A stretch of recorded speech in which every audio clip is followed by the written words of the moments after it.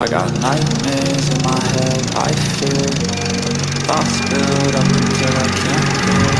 And my mind fills up into a creature, and it haunts me somewhere much deeper. I got nightmares in my head, I fear. The thoughts build up until I can't hear. That my mind fills up into a creature, and it haunts me somewhere much deeper. Hey guys, welcome to True Crime Rocket Science. Well, I forgot actually to put my hat on, but there you go. Thanks for being here at such short notice, although it's also, I haven't told anyone on Twitter that we're doing this or on Patreon or anywhere else. So welcome to those of you who are here. Just a quick recap of the case, like literally 2 minutes, and then we're going to start with the live stream. The live stream from the court. Jennifer Dulos, maiden name was Faber, went missing on May 24th, 2019, basically a year before Suzanne Morphew disappeared. In the same month, about 2 weeks to the day that Suzanne Morphew disappeared, plus a year. Authorities have suspected all along that there was some kind of violent attack at her home in New Canaan, Connecticut. Her husband, Fotis Dulos, he's already out of the picture. He unalived himself around this time of the year, January 4 years ago. I think it was January 2020 that he died. And so you might think, well, what more is there to do? Well, he seemed to have been in an affair with, or he had a girlfriend, Michelle Troconis. She's since been arrested on charges of tampering with evidence and hindering the prosecution in connection with this disappearance. As far as I know, I don't know if it was CCTV that captured them driving around with black garbage bags. And so the crazy part of this whole case is even the attorney, Fotis Dulos's attorney, Kent Waveny, is also facing charges related to Jennifer's murder. So this really does feel like there may be a conspiracy. And there's just been a case now where there's been a conspiracy between a father, his son, and looks like the stepmother in the Savannah Soto case. So it is this kind of thing does happen, although it is quite rare. And so this is quite a useful case to look into in terms of intertextuality, potential intertextuality with the Morphew case.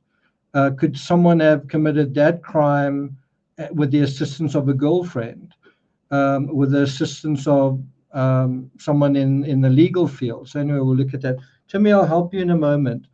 So that's kind of the broad background. As far as I know, yesterday, Jennifer Dulos was officially declared deceased. And I think that was done, that was done in order to facilitate the legal processes in terms of the guardian, who's quite elderly, and she may not be alive when the law would officially recognize Jennifer as deceased. But I also think for the practical purposes of this court case, it was important that she be recognized as deceased. So that's really what's going on. Anyway, we're going to jump into the body cam part of the trial right now. I just want to quickly say hi to the mods that are here, Stephanie, Terry, Chelsea, good to see all of you guys. Not sure, is Sharon here? Pauline Buckles, good to see you as well. So we're going to start off by looking at the body cam of one of the police officers. See if we can get into it.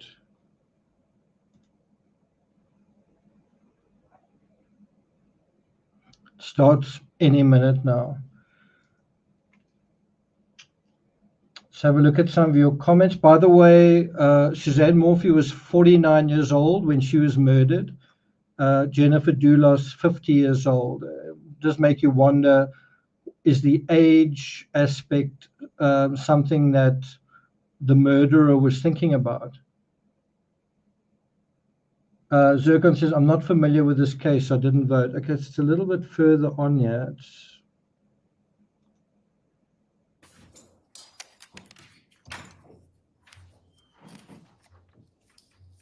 That's Michelle Troconis on the.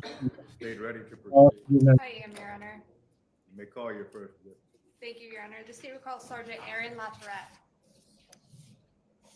Is the volume okay? Can you guys hear it all right? Stephanie's put a link to the affidavit. Thanks, Stephanie.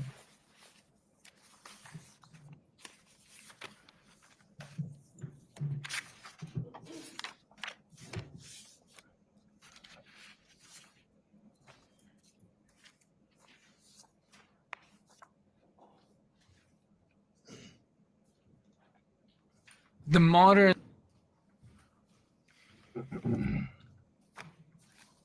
Please raise your right hand.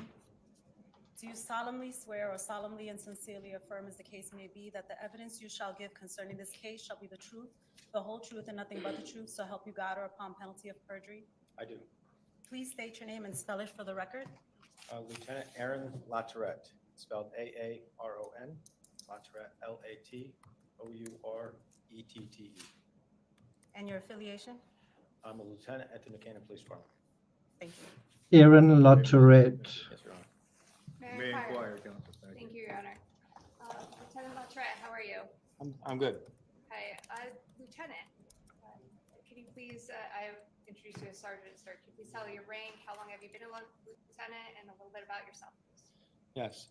I'm a lieutenant at the New Canaan Police Department. I've been employed there for 23 years, 2 months. During my time at the police. Okay, so we're going to jump ahead Your Honor, to. if I may, it is associated. We're going to jump ahead beyond where he gives his credentials to where he starts taking us through the body cam. With a states 1A. 1A contains a one-page, I guess, screenshot of each of the photographs that the state intends to introduce to keep track of what is contained on states 1. So if I may. So I must say that is quite interesting. I was at the doctor earlier today, and I was trying to keep up to date with what was going on, and I was like, where are the opening statements? Quite interesting that there weren't any in this case.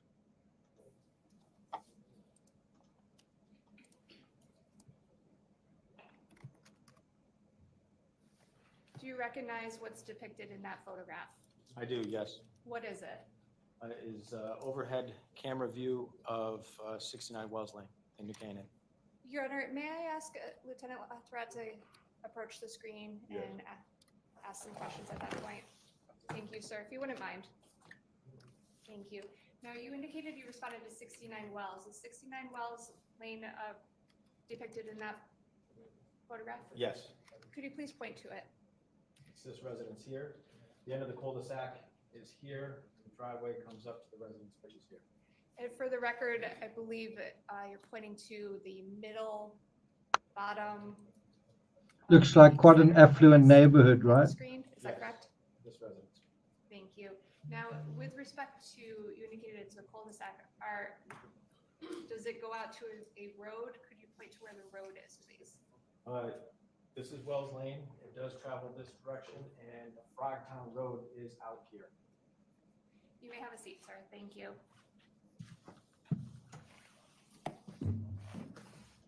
So I just want to pause briefly at this point. We saw the house. As far as I understand the case, and I must say I've got a very limited understanding of it, the crime was committed, I think, in the house. And what you've just seen with those houses, each one's like a little island surrounded by trees. And so in theory, it may make sense that the house is protected from line of sight by the vegetation that is around there. And perhaps even that could insulate to some extent in terms of the sounds that could go from there. In a weird way, this reminds us of the Puma Path home where Barry and Suzanne Morphew lived. It's kind of just a little bit more of a populated Puma path, if I can put it that way, and not as mountainous. But it's the same kind of leafy, foresty environment with a house in the middle of it and then another house. So it'll be interesting if in this case there are neighbors who heard anything, right? Now, when you arrived at 69 Wells Lane, was it dark out? No, not yet. How would you describe it? I'm afraid, sorry, Stephanie, I can't turn the sound on louder. I'm afraid this is part of the reality of live streams. We get the feed the way we get it, and as you can see, it's as loud as it can be. So I'm afraid I can't do any better than that. Daylight, you can see. Were you looking for anything in particular? We are looking for Jennifer Dulos, the missing person. What did you do? Officer Blank and myself went to the front door. We rang the doorbell, we knocked on the door, and there was no answer. And again, I'm going to refer you to the screen behind you, sir. And if you can, take a look.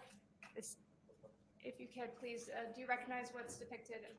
So I don't want to do too much interrupting. Hopefully you guys can hear okay. But there is kind of confirmation of the setup of the house. You can see, although it's not in a rural setting, it is to some extent insulated in terms of other people wouldn't easily be able to see into the house and, you know, that kind of thing. So in other words, very different to the Watts home in that respect. There's something else I meant to mention. Oh, yes. Let me just say this while it's at the top of my mind. I've sat in on quite a few cases, the Oscar Pistorius case, Henry van Breda, the Laurie Vallow trial, Caitlin Armstrong, and one of the most basic things in a courtroom is that you want to hear what people are saying. And I must say, I find it really frustrating that in so many court cases, in so many courtrooms, you kind of have this insistence, oh, can you please speak up? We can't hear what you're saying. And all they've got to really do is put a microphone in the right place and make sure before anything else is done that someone is audible. And what often happens in murder trials is when you come to the most critical information, people tend to be out of breath, their voice lowers, and the part that is most essential to hear, it's difficult to hear, and sometimes it's garbled. So it is just one of those really frustrating things that one wished people could just, you could snap your fingers and people could sort out. And it's not always to say that the sound that you're getting in the camera feed is worse than in the courtroom. Sometimes in the courtroom, you just hear mumbling. You can't really hear what is going on. On that screen. Yes. Could you please describe what that is? That is a view of 69 Wells Lane from the bottom of the driveway, looking up the driveway at the residence. And is that what Wells Lane looked like that night when you responded? Yes. Now, you indicated it wasn't dark, it was still light, you could see. Is that the time of day depicted Yes. accurately? If I can, just on the top screen, it does, for the record, Your Honor, it indicates 1-101. So it's essentially the first picture on States 1, just for ID purposes. I'm going to show you, sir, what's marked on the top corner as 2. Picture 2, do you recognize what's depicted in that photograph? Yes, the front of the residence at 69 Wells Lane. Now, you indicated you knocked on some doors. Is the door that you knocked on contained in that photograph? It is, yes. So that's the basic area that we're talking about, New Canaan, 69 Well Lane, that's over there, Front door of the residence. right? Okay. Did you go up to the front door of the residence that day? We did, yes. Were there any lights Just to on give you an on the property? idea where we're talking about. Okay. If you can't, just have a seat, sir. Thank you. In terms of Long Island and the Gilgo Beach, it's almost like directly across There the was pond, no answer in right? the residence. Now, it states 3. Actually, I'm sorry. It states 1, picture 3. You can look behind you again, sir. What does that depict? The picture of the front of the residence? Okay, is this more of a, I guess, is the same door that was on the previous picture Yes. depicted in this? Yes. Okay, if you can, just point it out briefly.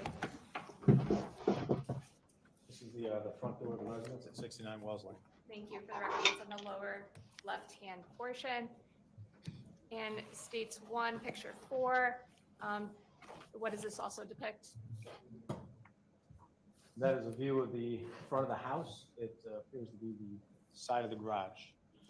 The right-hand side of that picture will be the driveway and the garage doors. Which states 1, picture 5. If you can, just take a look and indicate what that shows. That is the driveway leading to the residence, and it depicts the garage door area of that residence. When you arrived that day after you knocked on doors, did you go anywhere else on the property or anywhere depicted in these photographs? Yes. So I just want to pause for a second on this picture. What I find kind of interesting here is I don't know whether it rained around the time of the incident, but this is quite interesting, these trails of water. Could that have been caused by sprayers, or could that have been caused by someone washing a vehicle or washing the inside of the garage? Was there any weather-related activity or sprayer-related activity in the garden that created these trails?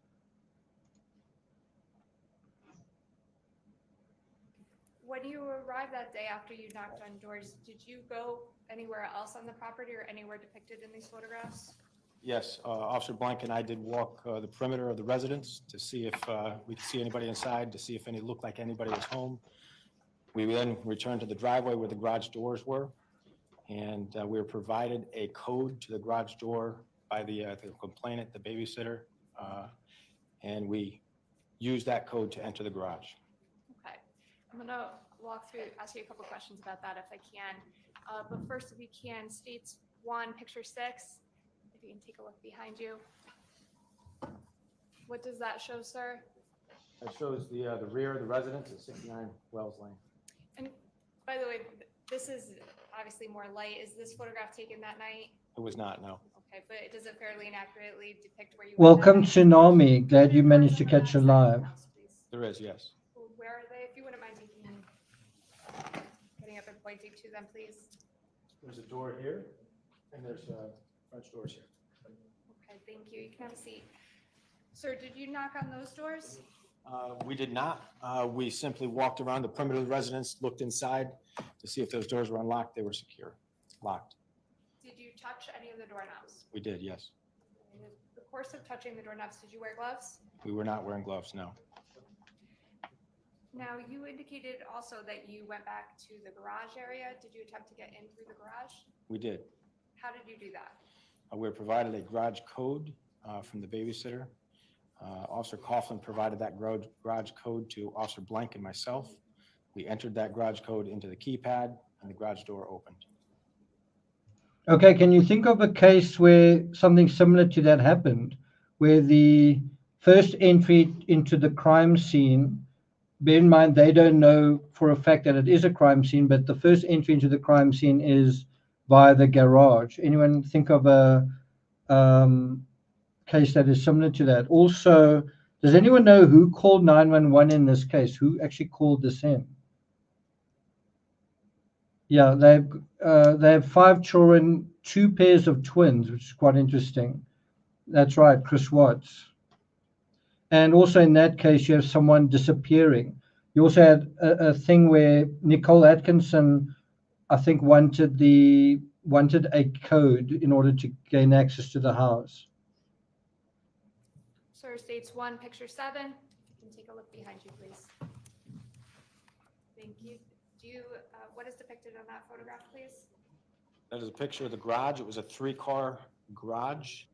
Right, 3-car garage. Also, like Suzanne Morphew, one of them drives a Range Rover. I'm not sure if this is Jennifer's vehicle, but it looks like quite a neat garage, doesn't it? In the center bay of that garage was a black SUV. Come up. And also depicts the keypad that we used to open that Yep. garage door. Did the other garage bays have keypads? Keypad They did access? Come up. Up. Now, as you entered the garage, what did you see? The black SUV pictured, and it had a New York registration plate. Did you do anything next, I guess? Yes, Officer Blank called over the radio to our dispatcher, that registration, New York registration plate, to see who the registered owner was Okay. and see, Up. who owned that vehicle and why it was there. Jump. Why did you do that? An attempt to try to figure out where the missing person was. Did you enter the garage? We did. And did you describe the inside of the garage for us, please? The left garage bay was empty. The right garage bay was empty. A black SUV pictured was in the center garage bay. In front of this vehicle, in the middle of the garage, was a door that led from the garage into the residence. Is that door depicted on that photograph? It is, yes. If you can. Cotton Star, good to see you here. This is the door leading from the garage to the residence. Thank you. What And you for the doing? record, you're pointing to, say, the center of the photograph. Thank you. Sir, did you notice anything in the garage that drew your attention? Officer Blank and myself entered the garage. We walked to the left of that SUV, the driver's side of that vehicle. We walked to the front of that vehicle. I checked the doorknob from the garage, leading from the garage into the residence. The doorknob was unlocked. We waited in front of that vehicle at the door until the dispatcher got back that registration information to us. While we waited, I looked at the vehicle and noticed that there was what appeared to be red blood on the front of that vehicle. Okay, so that's already quite a major discovery. Someone is, how can I put it? Someone is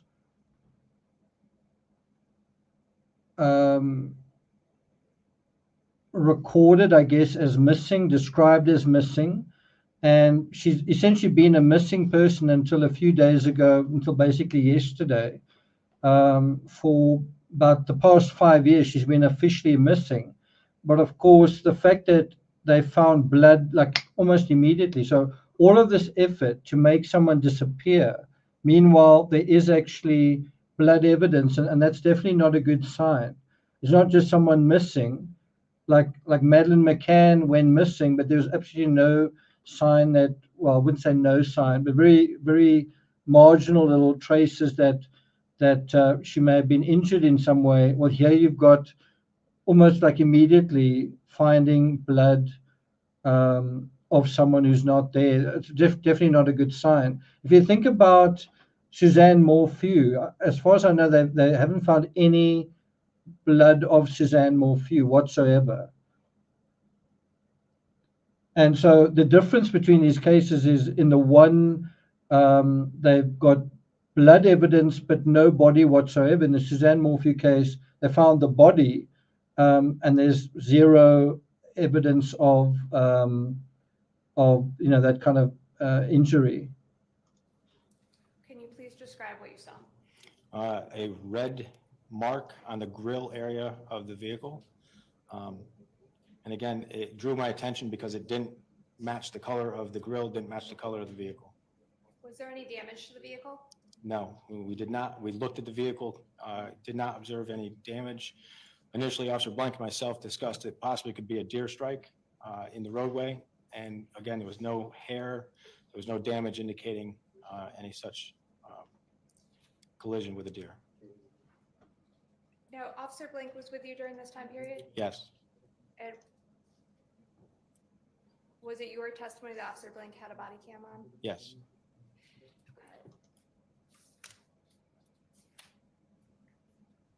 If I can, Your Honor, the state's intention is to offer at this time. So we've looked at a couple of still images. Now we're going to go into the body cam footage. I don't believe there's any objection, if I can just confer with counsel. It's a good question from Earth. I believe there's no objection, Your Honor. Stage 2 admitted as a full exhibit.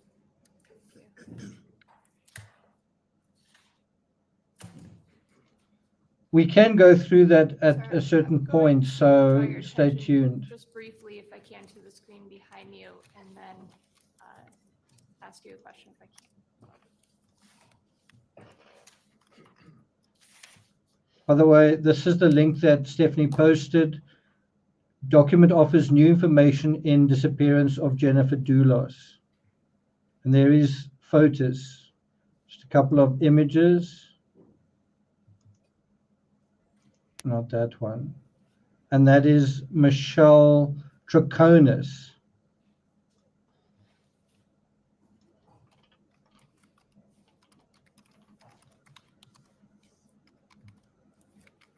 Do you recognize, sir, what's depicted on that photograph? Or I'm sorry, on that screen? It appears to be body camera footage. Is that the body cam footage from May 24, 2019? Yes, And is that actually yourself on the screen? it is, yes. Okay, Your Honor, the state's intention is to just play it through. I believe it is about 20 minutes. Sir, if you can direct your attention to the screen while we play it. Thank you.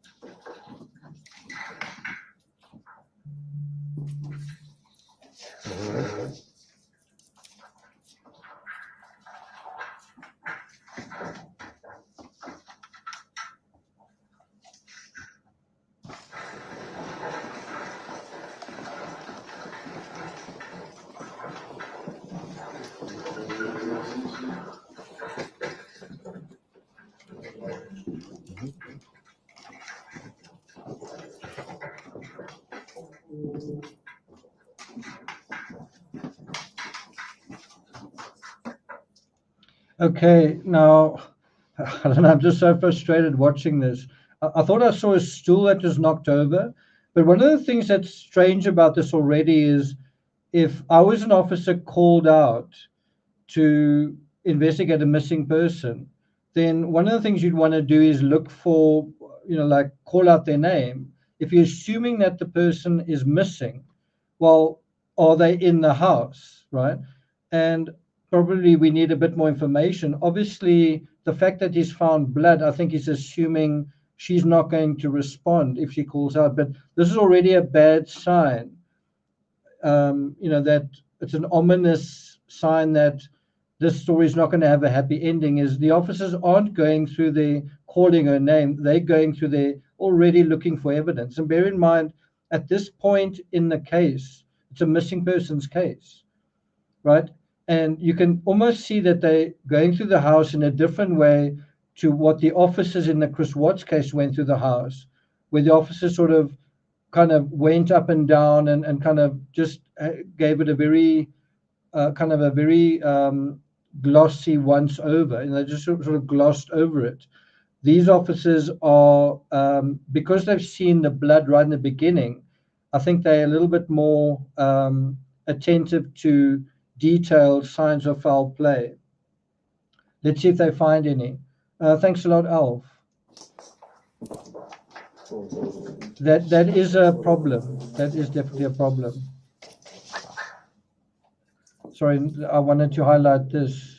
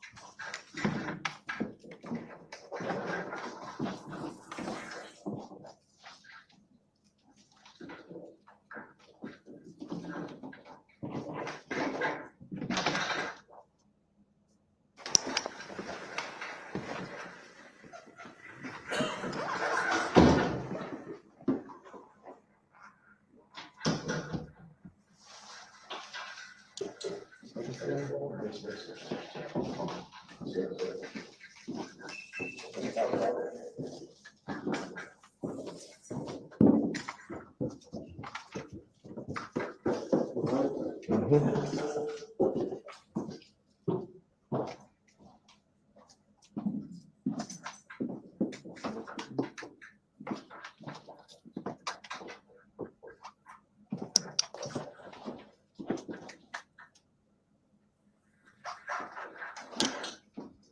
so I just want to pause here. It's quite interesting that while we're going through the body cam, the prosecutor's not saying anything, and even the office is not really taking us through it step by step. But what I think is kind of also worth noting is, and I could be wrong on this, but as I understand it, at this point, Jennifer was separated from her husband. They weren't living together, as far as I know. And what a huge house to be living in all by yourself. And it does make one wonder, in the Chris Watts case, part of, I think the reason why that crime happened was somebody within a pending divorce situation wanted that house, wanted control of that house, wanted the whole house, kind of for themselves. And so one does wonder, in this case, whether that house was some kind of jackpot that someone wanted to get their hands on. But as far as I know, at this point, Jennifer's living alone in that house. And I'm not quite sure where the kids were, but the kids were also, I think there was a custody battle going on for these 5 children.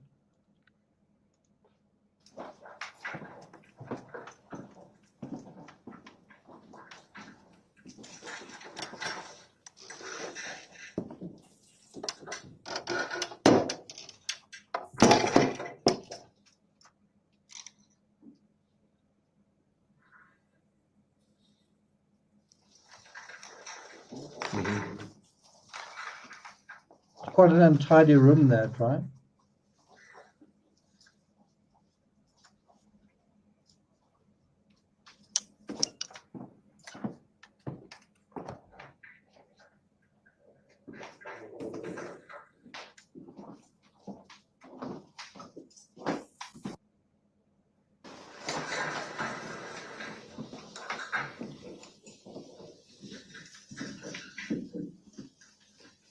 Now, I can't help looking at this and thinking of it kind of in a scientific, statistical way. You're in this big house, and then the question arises, if a crime happened, statistically, where are they the most likely to happen? And I would imagine it's somewhere like the bedroom or the bathroom.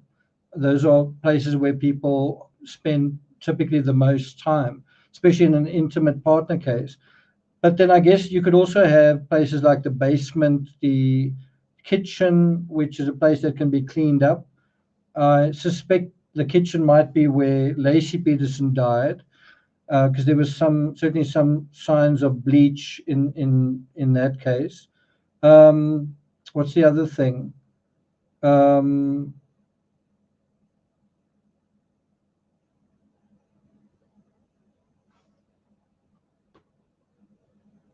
Okay, anyway, let's just continue.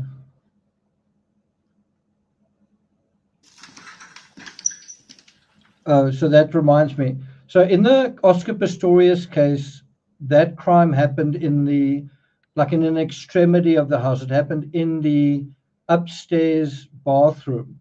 And it's really at the far end of the house. You've got to go down from the master bedroom, you've got to go down a passage. And then at the end of that passage is the bathroom. And then at the end of the bathroom is the toilet cubicle where Reva was hiding and where she ultimately died.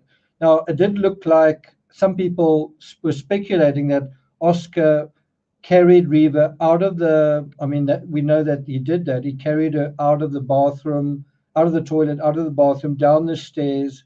And it seemed like he was trying to get her into the garage, into the vehicle. In other words, he seemed to be wanting to get her out of his home, I guess, to take her to hospital or whatever it is. But that is also a familiar route, that someone has killed someone, then they are taken to the garage. That's also what happened in the Gannon Store case, right?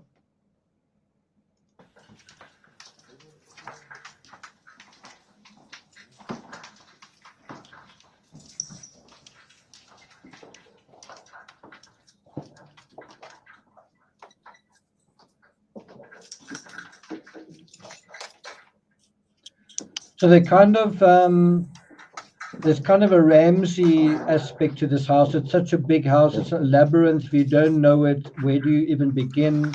How do you know what's out of place, right? It's also quite interesting that they don't turn the lights on. I'm not sure if that's a protocol. They don't turn the lights on, and so they're searching in the dark with their flashlights. Yeah.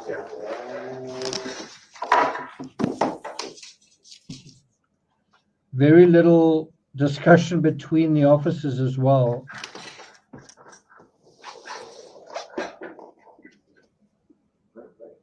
Light just there.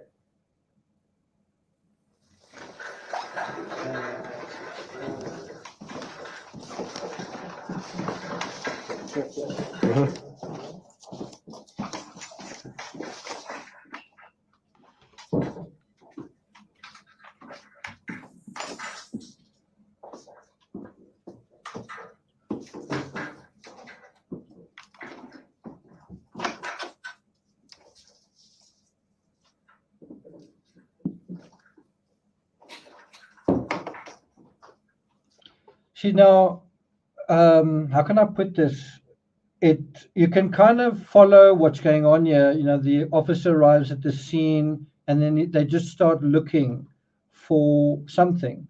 And you would think that a better approach, bear in mind, we are now like at 5 years after this happened, right? You would think that you would want a more strategic approach, which is, I would think, start by looking in the master bedroom. Start with the master bedroom, and I would also think you would want to call someone that's familiar with the house and find out, okay, this is this person's room. Just get some intel from that rather than just going through the house randomly. Like, I hope that I'm going to find something.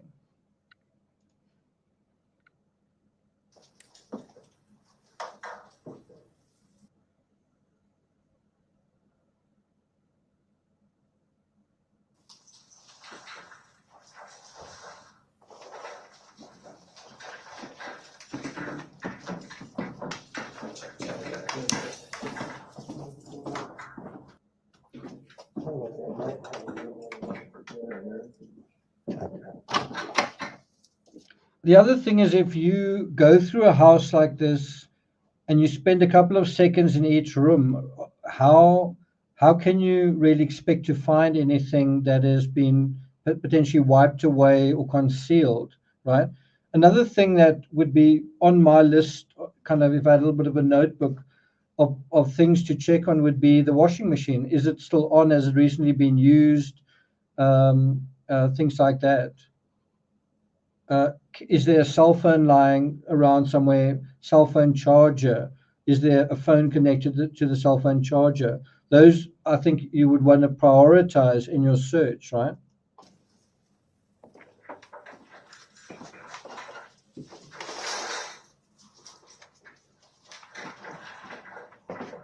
So there's just opened the bathroom curtain with his hand, right?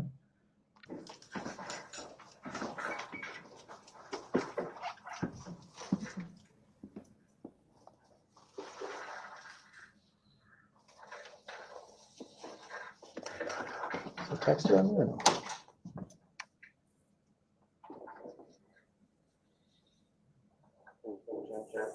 No.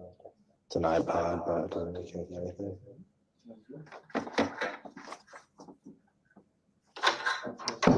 Clear.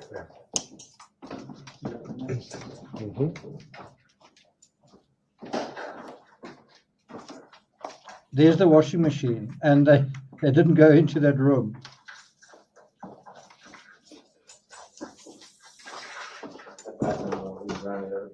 Got it.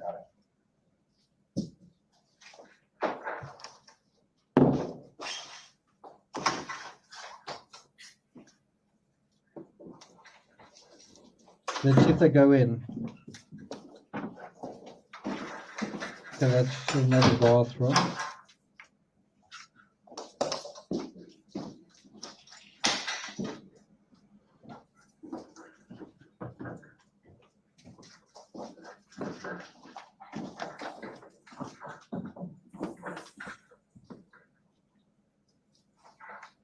Looks like he hasn't gone into the room with the washing machine.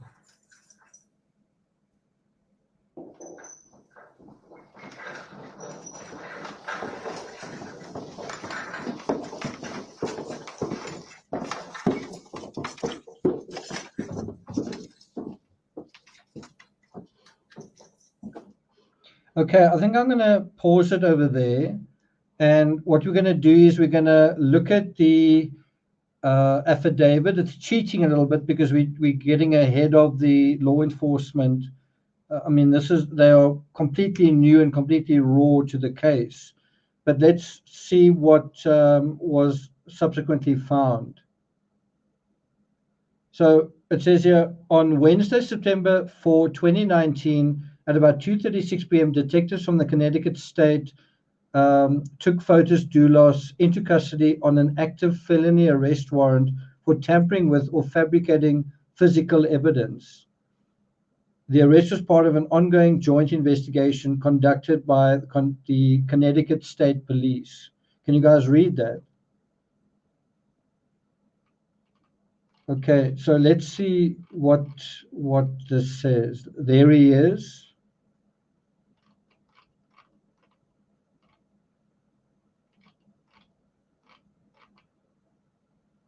Bail set at $500,000.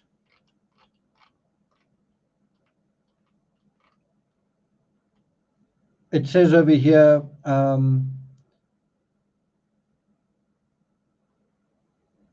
NCPD officers responded to the 69 Wells Lane residence.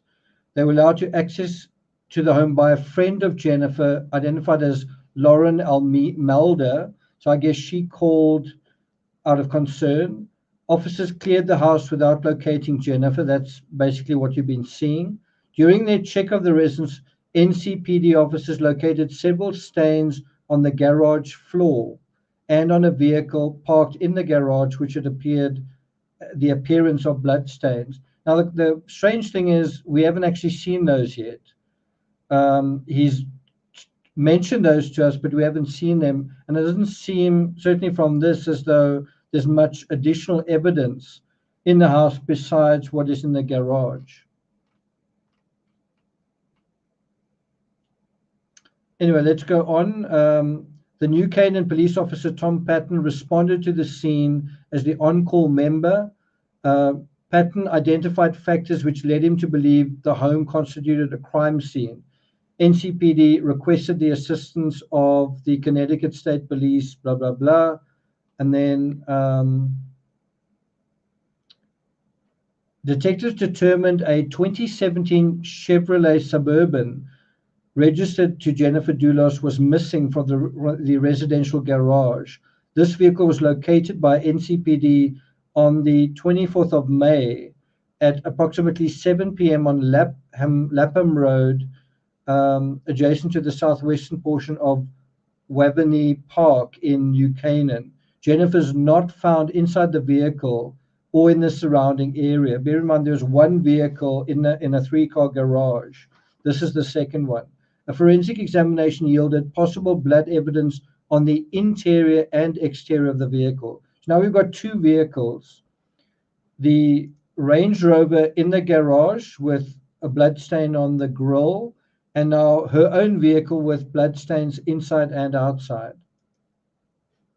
Crime scene processing by members of WDMC's van located multiple areas within the garage which tested positive for human blood. So they saw stains in the garage, tested those stains, and found that they were human blood. Okay. Number 6, investigators identified Jennifer's estranged husband as Photos Dulos, who resided at 4 Jefferson Crossing. He was determined to have a live-in girlfriend identified as Michelle Troconis. She is on trial right now. Dulos was also the owner of a construction company, the 4 Group, which several vehicles were registered. To which several vehicles were registered. One such vehicle was identified as a 2014 Ford Raptor pickup truck. So presumably that vehicle is going to be relevant to this investigation. And then the seventh point, Tom Patton contacted Dulos to request his assistance. At 2:47, Dulos and his attorney, it's quite interesting, Dulos brings his attorney along. They met briefly with investigators in the public lobby. Dulos entered the lobby first and spoke with detectives as his attorney, Jacob Pyretranker, stood outside and spoke on a cell phone. When Pyretranker entered the lobby, he announced to investigators that he and his client would be leaving police headquarters without providing an interview. Upon learning, told that Dulos would not be upon learning that he was told that Dulos would not be providing any assistance,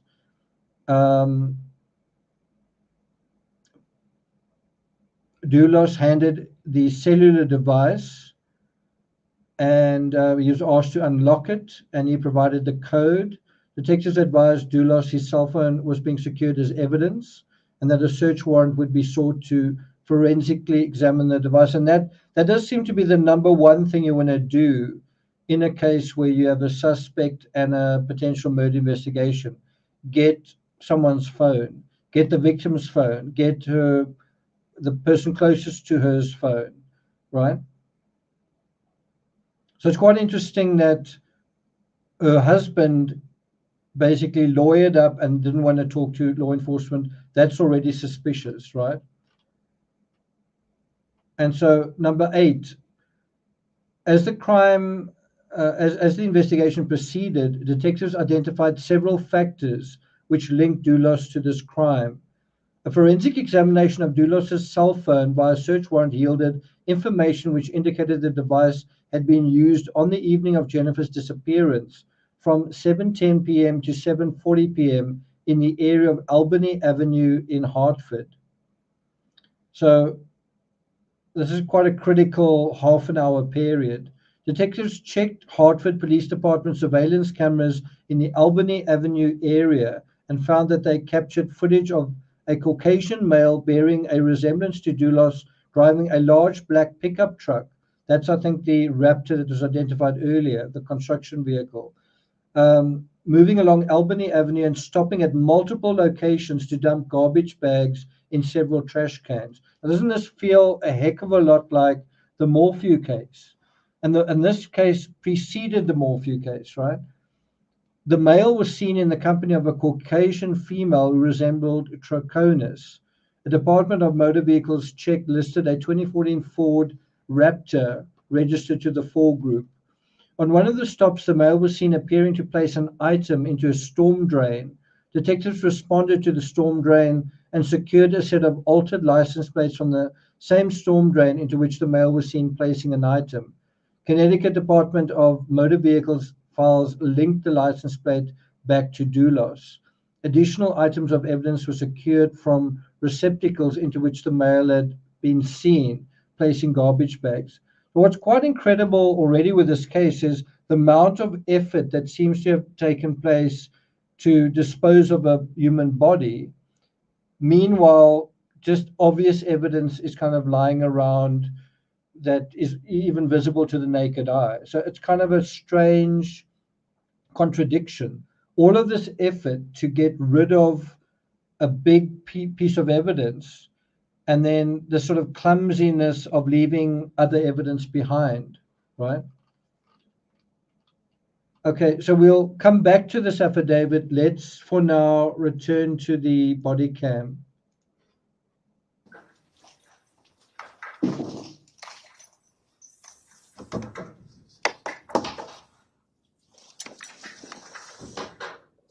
Well, you can kind of jump the gun here and say they're not going to really find much evidence here, except evidence in the garage. And I think it does raise the question, where did this crime happen? If the crime took place in this house, and you agree that it probably did, where would it have taken place? Where could it have taken place?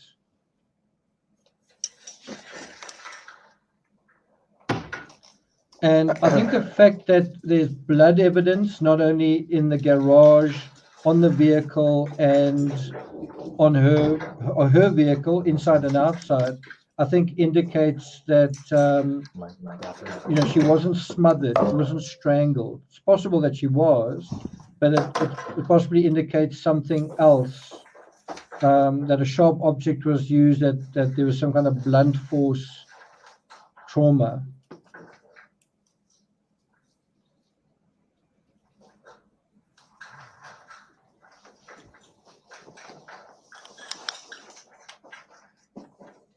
Now, I'm not quite sure why the prosecutor is allowing all of this footage to be entered without any commentary. I find it quite strange. No, it looks like this is.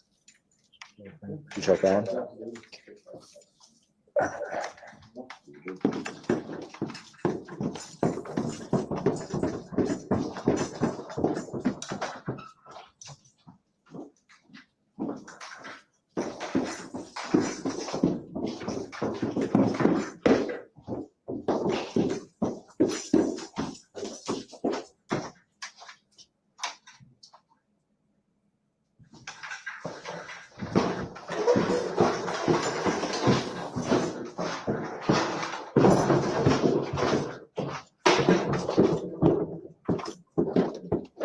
Okay, so now we're in the garage.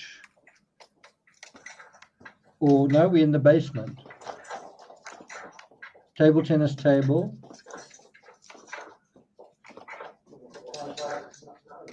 Yeah. You can see there are a couple of windows. That's not the basement. Not the basement. Very unfinished room, that, I must say. Looks like a kid's play area.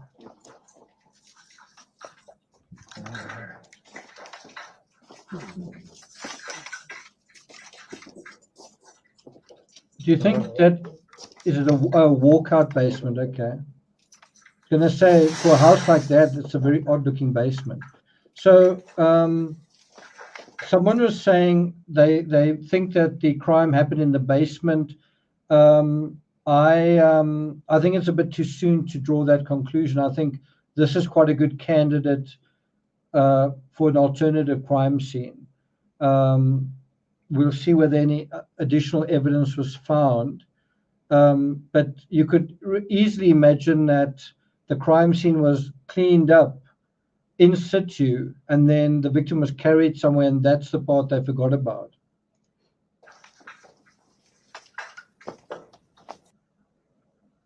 Stephanie says there's a hour-long body cam video with more detail of each room. Okay.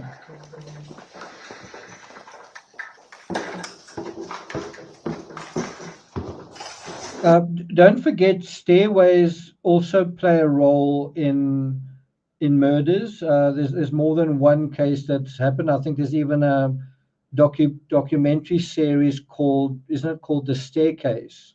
So a stairway is also a potential crime scene.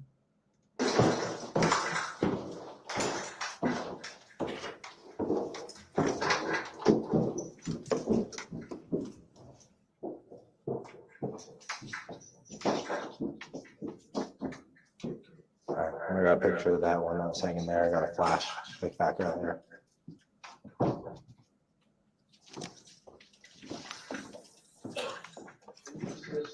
So I wasn't really able to catch that, but it looked like there was a number 3, and one of those inflatable balloons that tends to be, people tend to use when there's some kind of party, like a birthday party or an engagement or a Valentine's Day, or not really Valentine's Day,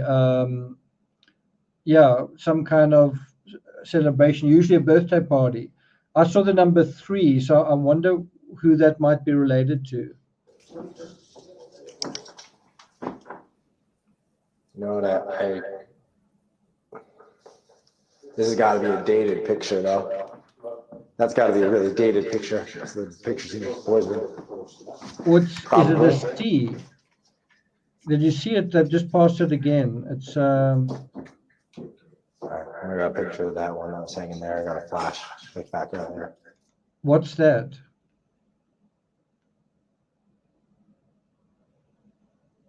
It looks like the letter C, doesn't it? Is it a C or a 3?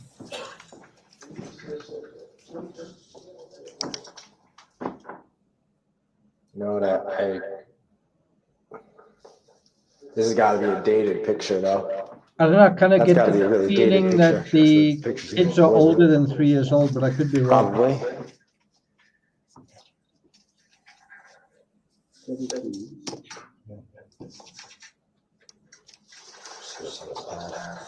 So that is also a good place to look through if you're going through a crime scene, is in the trash, as they did in the Chris Watts kitchen.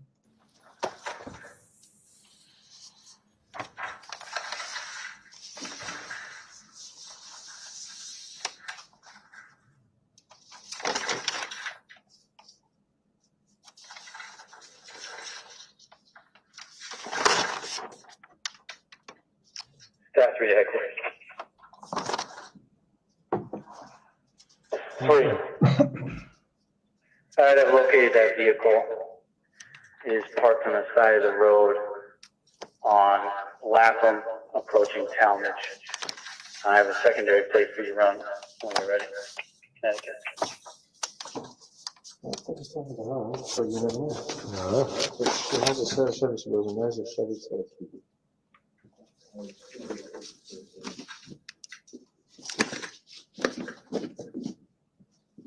Go with the red.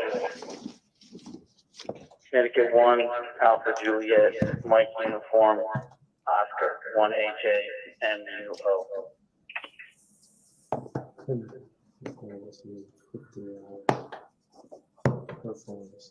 Showing that on a blue Mini Cooper, registered to a Baggers from out of the area. Please send me a mark unit, check on it. Okay, I think we're going to pause it again and go back to the affidavit.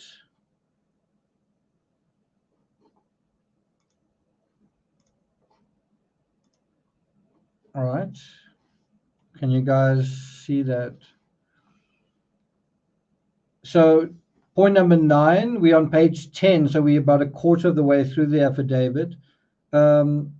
Information developed during the early phases of his investigation, detectives sought an initial arrest for Dulos and Troconis, on charges stemming from the disposal and secretion of evidence in Hartford.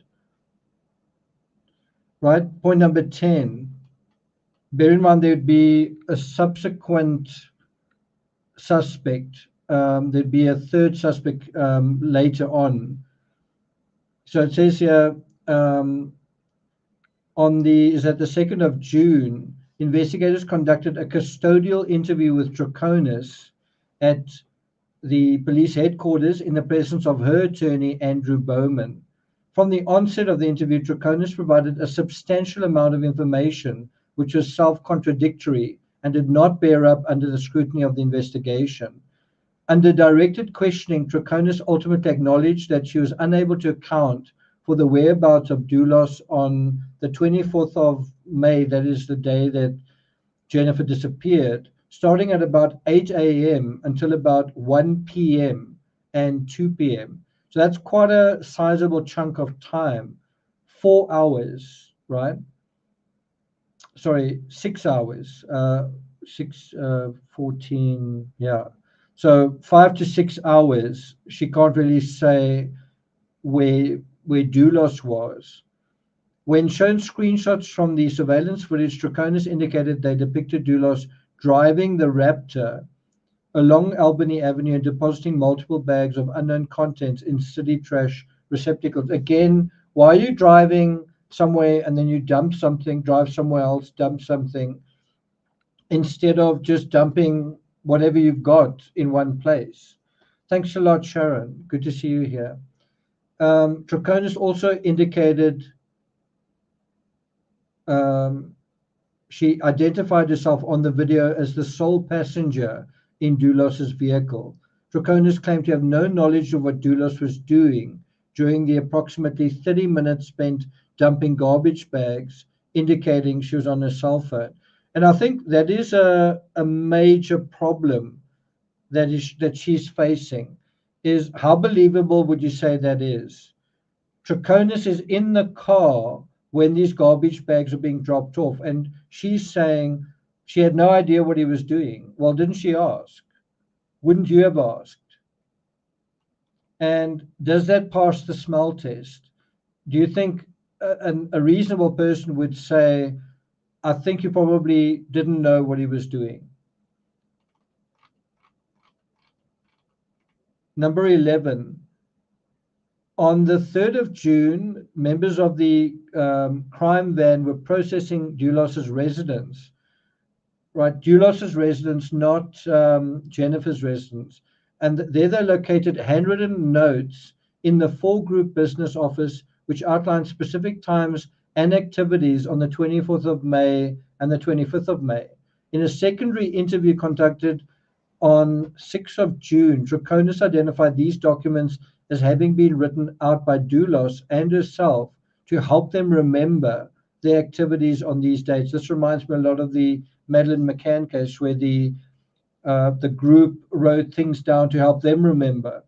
The 2 pages which Troconis admitted having written included a page of phone activities, including call times, durations, whether the calls were incoming or outgoing, and the individual call. So it seems like they'd gone to quite a lot of effort to have their timelines based on their phones reconcile with whatever story they were giving.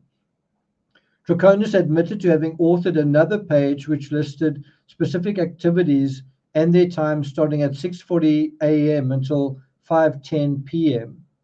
The documents also included 2 handwritten pages which Troconis reported were written by Dulos, which included times and activities ascribed to both Troconis and himself. Now, I want to say something that some of you aren't going to appreciate. There are a lot of people who feel like Nicole Kessinger XYZ. Nicole Kessinger must have been involved in the Watts case. This is what kind of evidence trail is left behind when someone looks like they were involved in something, right? They seized Nicole Kessinger's cell phone. They asked her to make statements. And so what they have in this case is these notes that were written down. They've got her cell records, Troconis' cell records, and then they've got these inconsistent statements. They've also got proof of Troconis in the same vehicle as Dulos at a critical time in the timeline, disposing of garbage bags. Okay, let's go back to this. The documents also included 2 handwritten pages, which Troconis said were written by Dulos, which included times and activities ascribed to both Troconis and himself. Both notes included information which was subsequently proven to be inaccurate. Events which Troconis was forced to admit during questioning had never happened, and they included alibi witnesses who were later determined to be false. The notes also omitted all incriminating behavior. In other words, didn't mention anything about disposing of garbage bags in Hartford. Detectives came to refer to these notes as the alibi scripts. Quite interesting. So again, you kind of get a sense that almost that someone has been watching too much television, that someone kind of had the right idea in covering up their crime, right? But then they just didn't do the basic things. And so what they're trying to do here is cover things up, but in a way that's not terribly sophisticated, not terribly clever.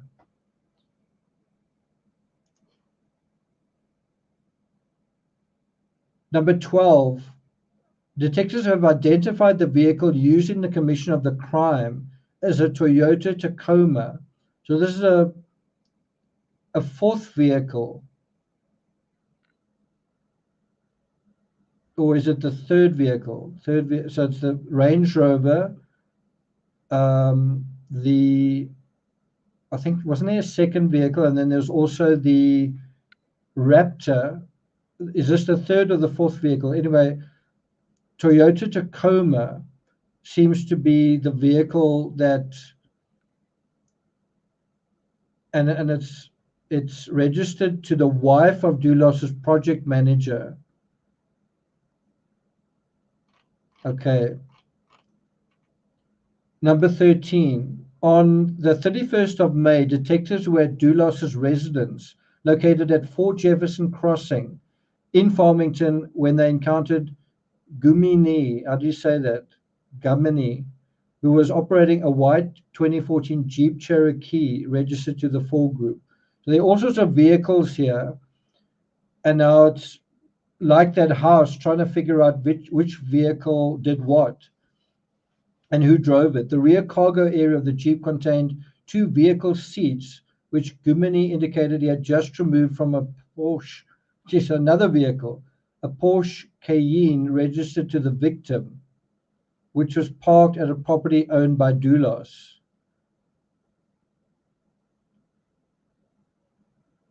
Gumini, how do I say that? Gumini indicated his plans were to remove the seats from the Toyota Tacoma and to replace them with the Porsche seats. It was subsequently determined that that person had removed the Porsche seats at the express direction and insistence of Dulos.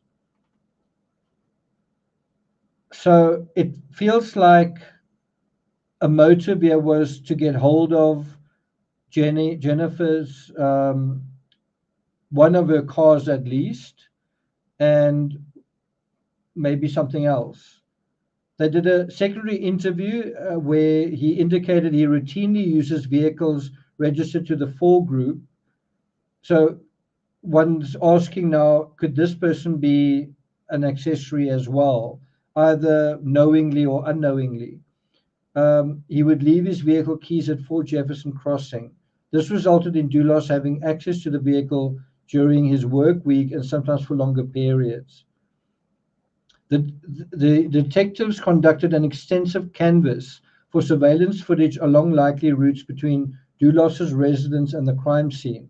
The result was a compilation of video clips showing a red Toyota Tacoma pickup truck traveling on the 24th of May at various points between the Farmington area and Lapham Road in New Canaan. How often have we seen this in true crime? The CCTV showing a vehicle going from one point to another at a critical point in the timeline. We saw it in the Patrick Frazee case. We saw that in the Caitlin Armstrong case. You know, we see it quite often. Vehicle characteristics of the Tacoma we used to differentiate his vehicle truck from other similar vehicles. Known distances and expected travel times were also used to rule out extraneous vehicles. So I must say the cops seem to have done quite a clever investigation, certainly in terms of their attention to detail, in terms of, you know, the facts of the case. So what do we have here? The above screenshots show a red Toyota Tacoma traveling southbound on the Merritt Parkway, passing the Fairfield rest area at 6:36 a.m. The left-hand photo shows the full screen, while the right-hand includes an arrow indicating the vehicle. Well, you can just barely see it, right? This location is about 14 miles with an approximate 20 to 40-minute travel time at 6:30 a.m. on an average weekday from the location where the vehicle was next sighted. There, you can quite clearly see it is a red pickup truck. 7:03 a.m.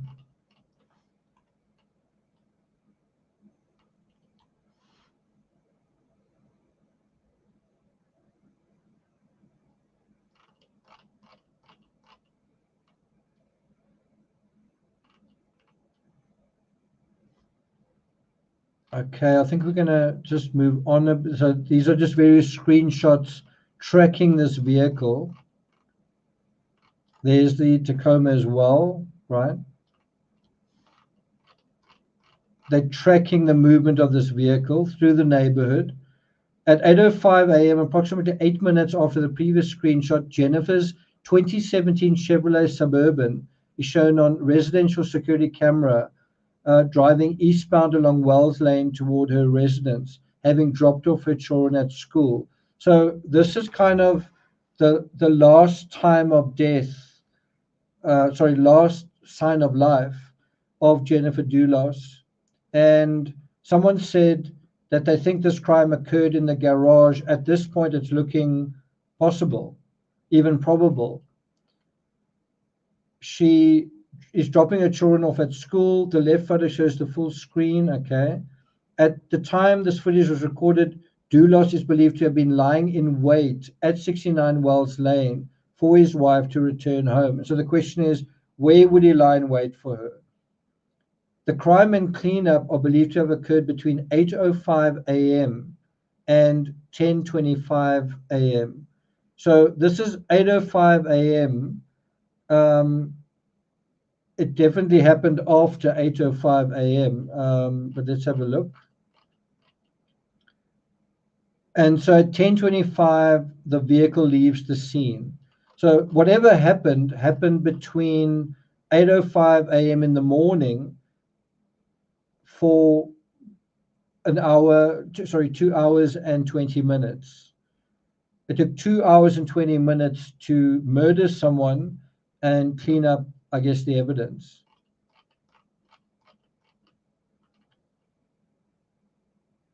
Dulos is believed to be operating the victim's vehicle, which is carrying the body of Jennifer Dulos and a number of other items associated with the cleanup. Cellular data obtained from Jennifer's cell phone is consistent with the phone moving from Wells Lane to Lapham Road during this time frame. It would also be interesting to know what is the last use of her phone, the last text, the last call. And so here is the Toyota Tacoma passing the New Canaan rest area at 11:12 a.m. So while the one vehicle, this vehicle moving, her Suburban is moving away from the home with her body in it. Well, now this vehicle is also on the move. And this does remind quite a lot of the Patrick Frazee case, where you had different vehicles belonging to different suspects converging and doing what they were doing. Yes, it's 11:25 a.m. on the 24th of May, and it shows that's the vehicle there. Sorry, I thought it was going to refer to this person. Tracking the vehicle. Still tracking the vehicle. Tracking the vehicle. Still tracking the vehicle, right? So number 16. On the 6th of June, detectives seized the Toyota Tacoma. As investigators were securing the vehicle, this person advised that the seats installed at that time were different from the seats contained in the vehicle on the 24th of May. That's also kind of quite suspicious. And so he kept the seats and he offered the seats to the police. Detectives accepted the seats, entered them into evidence. And then on the 20th of June, they did a forensic examination of the forward seats installed in the Toyota Tacoma. An area of blood-like substance was identified on the passenger seat, which was removed and transported. So I'm assuming it's one of those seats, the original seat. On the 12th of July at about 10 a.m., detectives conducted an interview with Pavel Gumini, don't know how to say his name, who had come voluntarily to the Troop G barracks along with his private attorney to provide investigators with pertinent information in this case. Now, what do you think? Do you think this fellow is guilty? Do you think he's guilty in terms of he knew what he was doing, he knew he was helping, or that he was used by somebody else without his knowledge? And you kind of have a similar scenario in the Letitia Store case where did her daughter know what is really going on? Anyway, we're on page 26 of the affidavit, about halfway through. Let's return to the trial. Vehicle, it appears unoccupied at this time. That is Connecticut, Alpha Juliet 69099. That is the vehicle, correct? Affirmative, Alpha Juliet 69099, yes. Now, I must say, what we've done now is we've jumped forward in time to July, right? And they're still finding blood evidence in July on car seats. And it just shows you how painstakingly slow it takes law enforcement to catch up to events that could take, I mean, the murder itself may have taken 1 minute, right? Maybe a little bit longer, but not longer than about 5 minutes. The cleanup of the murder maybe took 2 hours. And it then takes the investigation, the authorities, days and days, weeks and weeks, months and months, just to find all the various places where blood was spilled, test it, confirm it, get warrants for it. And then all of that is part of the investigation, and then you've got to prosecute it, and then that takes years to do. Just shows you how quickly a moment of madness can overtake a person, and how slowly but inexorably the law basically catches up, compiles all of this information, aggregates it, and then you have a trial.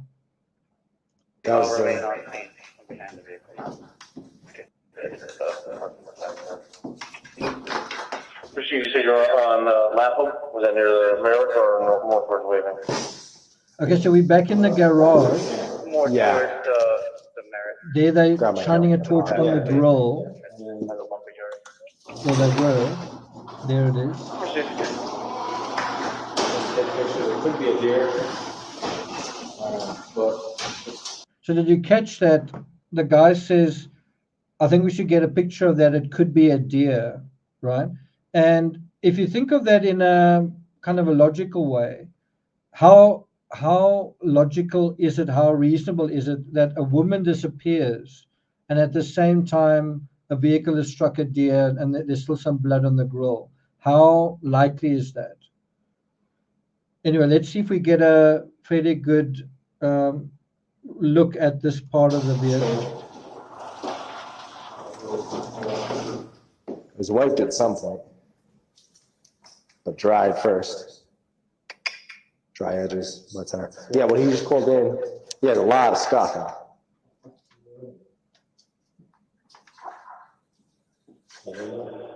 Headquarters to 7. There's some back here too. Is there? Yeah, down here too. So did you catch that? He says there's something here too, down here too. What I assume that is blood on the floor under the vehicle. Strange. So how do we extrapolate what we just learned from the affidavit? This is assuming, like me, some of you are new to this case. How did that blood get there? And I think the rational conclusion to draw is that she was killed somewhere inside the house and then taken through the garage into another vehicle. In other words, the vehicle that took her from the crime scene never actually entered the garage. Otherwise, these pools of blood probably weren't there, right? In other words, she was likely murdered inside the house, but then she was taken outside the house through the garage and loaded into another vehicle. Does that make sense?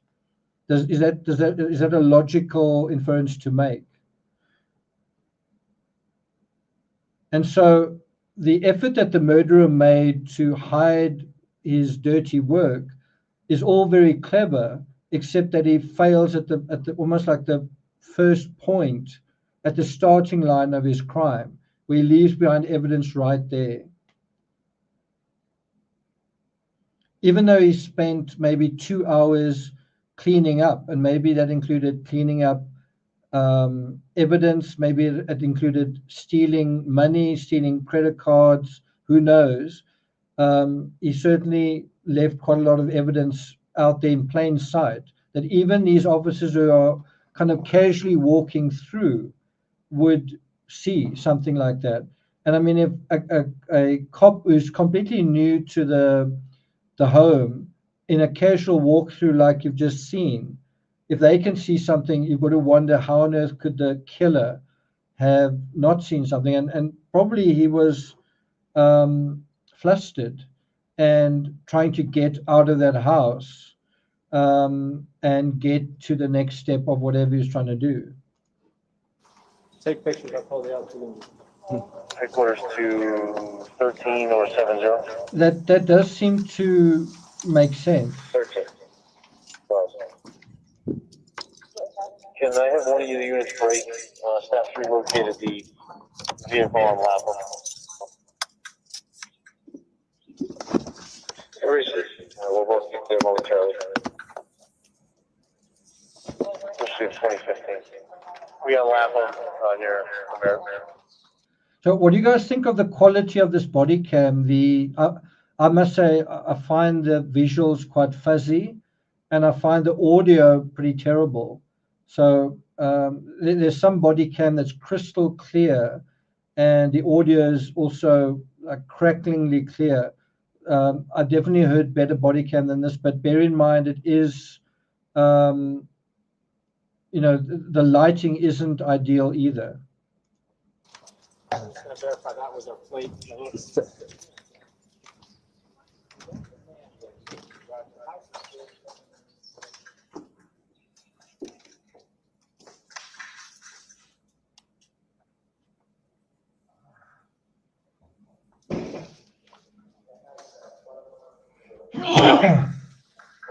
On the lower portion of the car. And it looks like it's been buffed or scraped or scratched all down through the driver's side.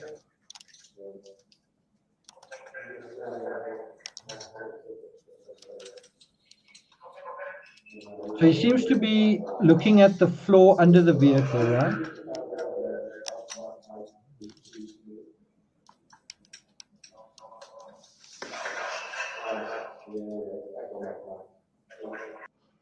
So there you can see a couple of spots. And if you look over here, that also looks kind of like a red mark. It does make you wonder how on earth could if these are drops of blood, how on earth could that have gotten under the vehicle? Suppose one possibility is if the crime occurred here, this vehicle may have been pulled over the crime scene, if that makes sense. In other words, if the crime did happen in the garage and this vehicle was originally parked somewhere else, this is one way to kind of conceal that.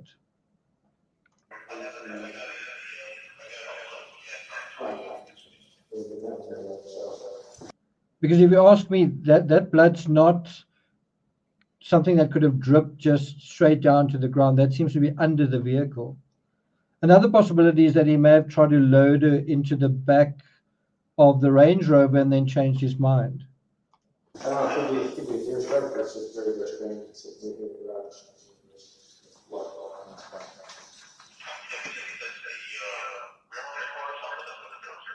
Oh, all right. Well, Well, we're taking pictures and then we'll be out of here. And then we'll meet up with the captain on Lapham. Roger that, thank you, sir. Thanks. Bye.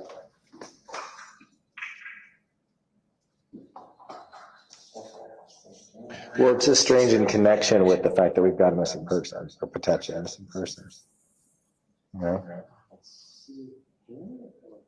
And,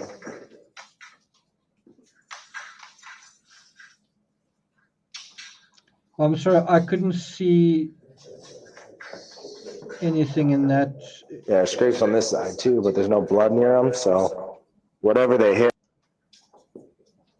Let's try and see again. You can see something on the grill.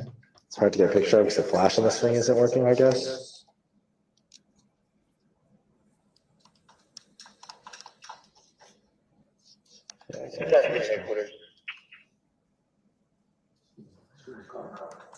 Says unoccupied. Flash really good. Stat 3, just confirming that vehicle is unoccupied. All right, fair enough. All right, wish some in the tire too. Proceed. If you like, I can request the dog to do a track. I have 13 and 7. All over there. That looks like a drop of blood there. It's all blood. All right. 13 at headquarters. Affirmative. See if we can get a Canine. And before we leave here, if you want anything, we might need to retract. Her jacket's in her purse. So did you catch that the officers calling for a canine unit? And I must say that is a logical step to take at this point. It does look like there's foul play. You know, as cursory as their, what's the word, their going through the house was, they did find evidence. So kudos to them. Let's go back to the affidavit. Let's go through another 10 pages.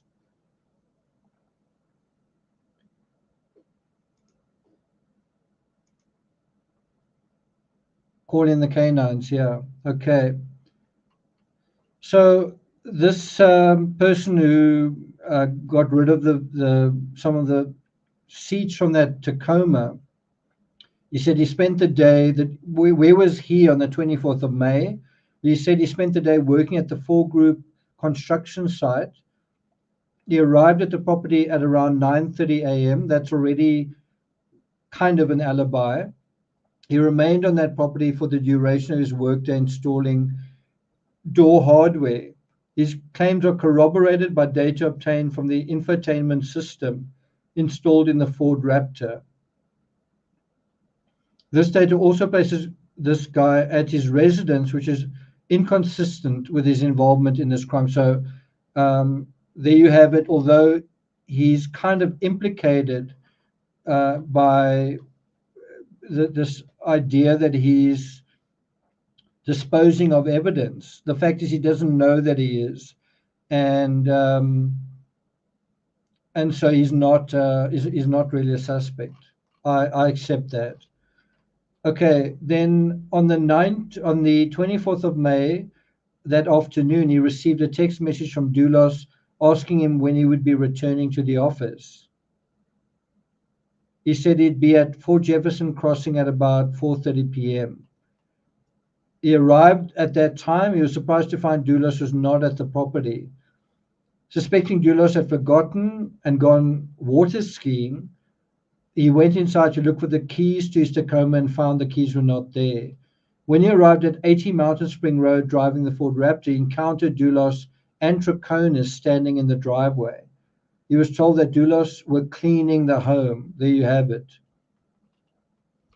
Cleaning the home. Now, cleaning is one of the biggest signs of guilty knowledge.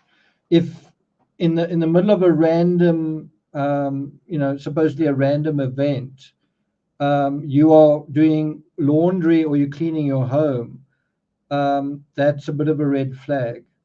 Remember, Chris Watts was cleaning his home in the middle of the night.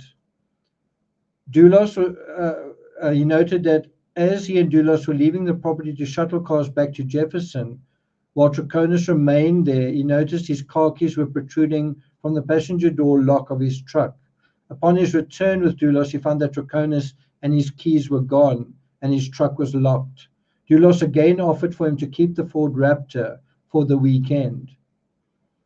He declined and asked Dulos to contact Troconis and tell her to return with the Tacoma keys.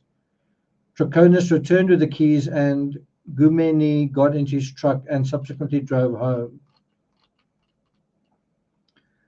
He advised on Tuesday or Wednesday of the subsequent week that he was surprised to discover that without his knowledge or consent, Dulos had taken his Toyota Tacoma to a car wash to have the interior detailed and to wash the exterior. After arriving at Jefferson with the Toyota, Dulos commented that the Toyota seats were not the original Toyota seats and that he should change the seats or sell the truck. He found this statement peculiar. I mean, wouldn't you? Someone's driving your vehicle around, they say, change the seats.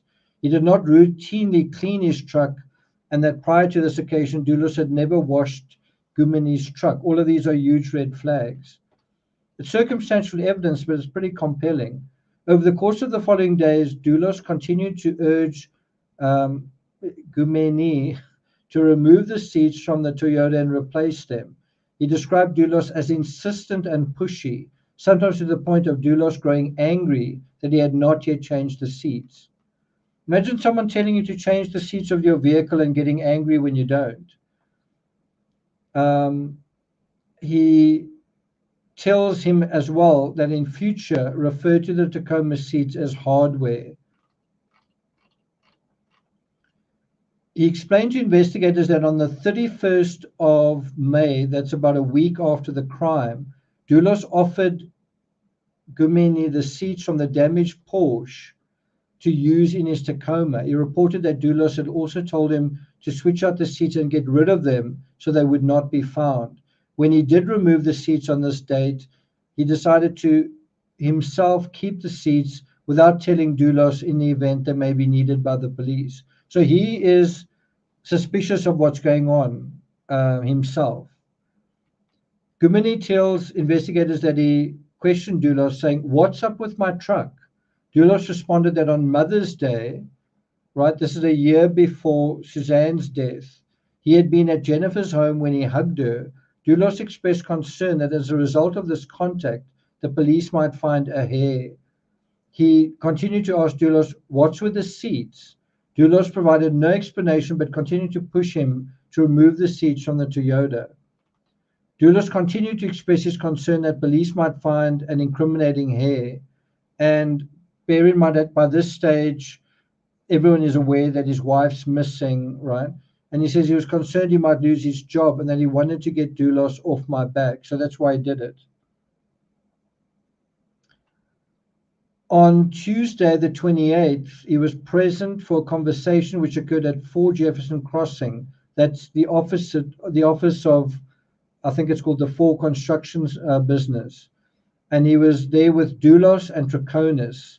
Dulos and Troconis were discussing their timeline to provide to investigators, and Dulos asked him if he had called him during the morning of the 24th of May.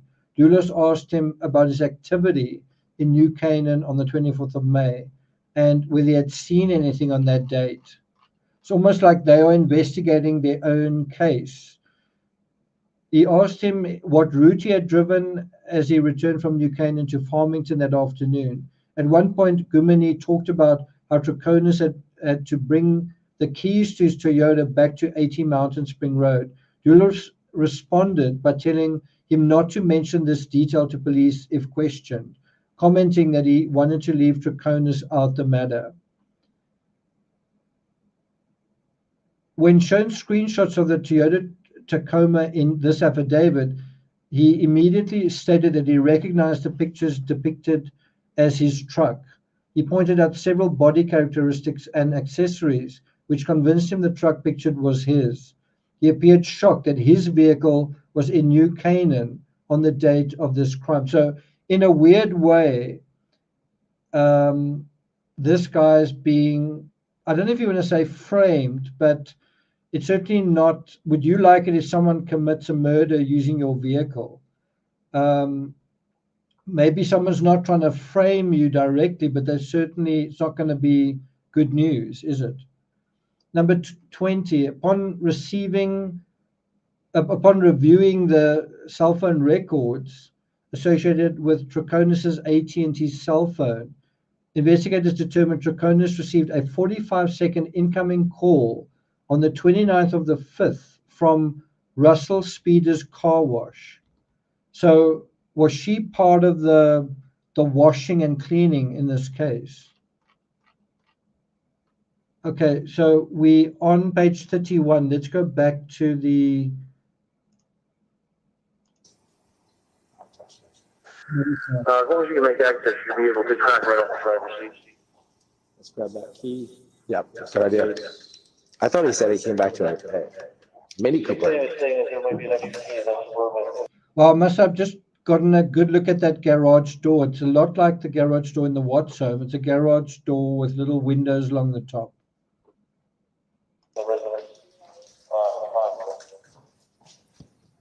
That's affirmative. We're grabbing the key. The residence is clear. We're being routed back. Received. I'll let you make a look at Canine. I thought I saw a reddish smudge. Let's see if we get a better view. All right. The car's clear. Yeah, it doesn't sit well with me, especially because like this, it's like a pattern here. You know what I mean? It's clothing. Right. Not fur, but there it's up here too. It's hard. So if you look carefully, I apologize that it's not so clear, but there very slight blood, I guess blood smudges over here, and then over there as well. It's almost cut off, but I do want to freeze it while I can catch it. So it does look like there's blood over there and blood over there. Not bright red. It looks like it possibly was washed away, but not completely washed away. Get any of this. So can you see that is quite clearly blood over there? So it's blood in a couple of places here, there and on the other side. Cameras are, we should get better cameras. Hopefully this is getting it though. Looks like there's some there possibly as well. Bear in mind there are some red objects in the garage and they're reflecting off the vehicle. Right? Usually if you hit a deer and there's blood in your car, you take it to the car wash and get it cleaned, especially a Range Rover. Let's see if there's any damage in it. I mean, this is grandma's car, so you never know. But okay.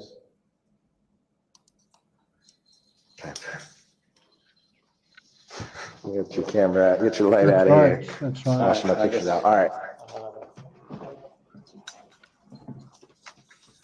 Stephanie's just made 5 gift memberships available, so thank you for that.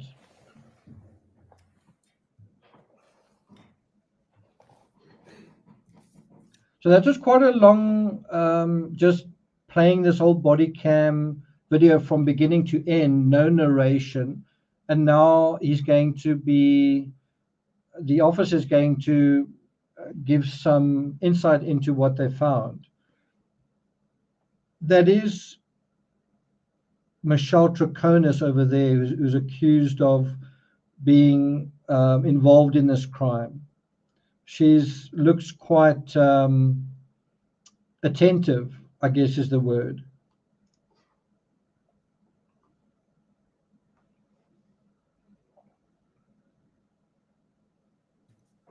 Lieutenant Latourette, just a couple questions if I can, based on what we just saw.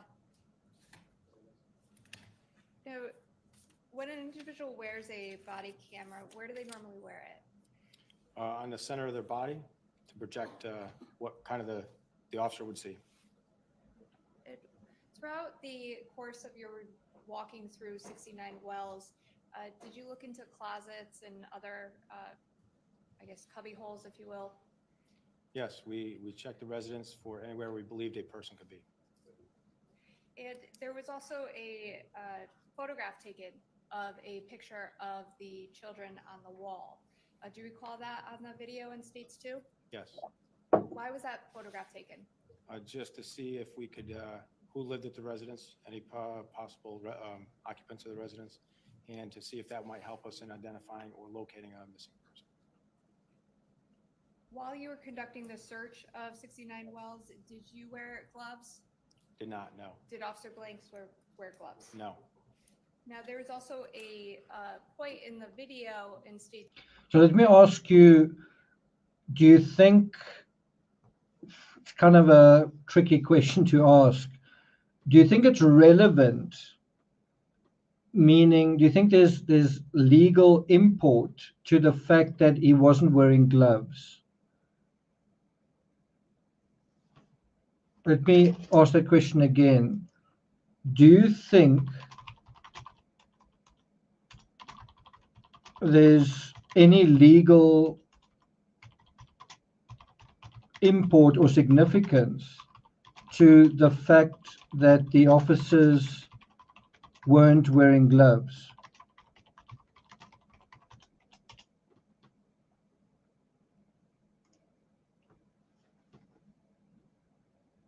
I'm kind of surprised that you guys are saying yes. I'll tell you why. I don't really see them touching the blood stains. So those blood stains you can see are there. I don't know. I don't think they step over them. They don't touch them, and it's not as though it's a glass with a blood stain on it and they pick it up. The blood stain's on the grill, and it's already there, and they don't touch it. So, if they touched it with their fingers, then that could be significant, but they don't. That blood stain's already there. And that is essentially, for all intents and purposes, the crime scene is Jennifer Dulos's blood in the garage on and around and below this vehicle.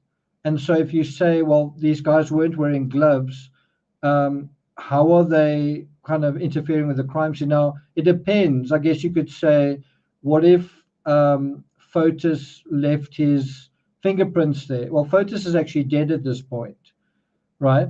And although it's important, we link him to the crime via him driving there, right?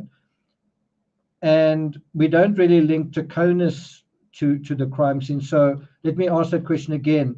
Is there really a lot of legal import to the officers not wearing any gloves? Now, I'm certainly not saying the lesson to learn from this is, don't worry about it, don't wear gloves in a crime scene.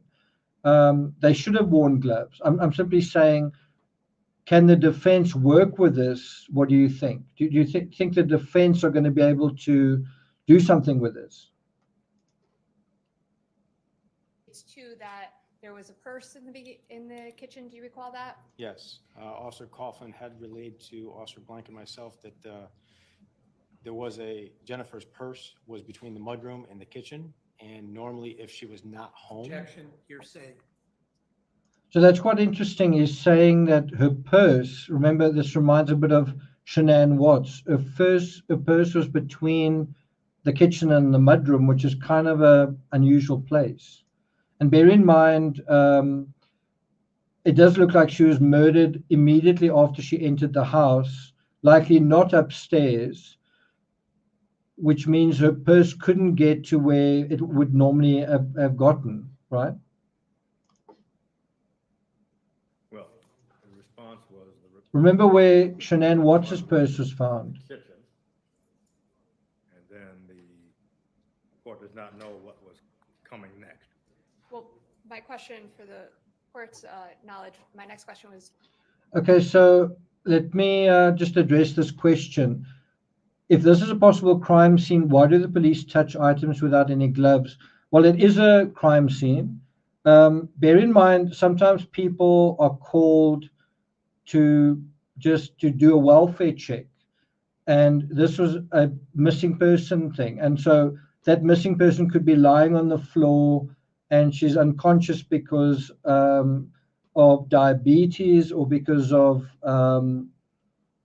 she slipped in her bathroom. So not everything where the police are called is instantly a murder, right? So it is good protocol in a situation like this to wear gloves, but there was no reason to think at this point that a murder had occurred. And obviously, when they see the blood, that's a good time to say, okay, wow, this looks like something serious has happened here. So does that make sense? It's also like if a child is reported missing, it doesn't mean that that child was murdered or something else has happened. That child could literally be just around the block, or it could be part of a custody thing. Not all crimes are extremely serious, requiring that kind of protocol.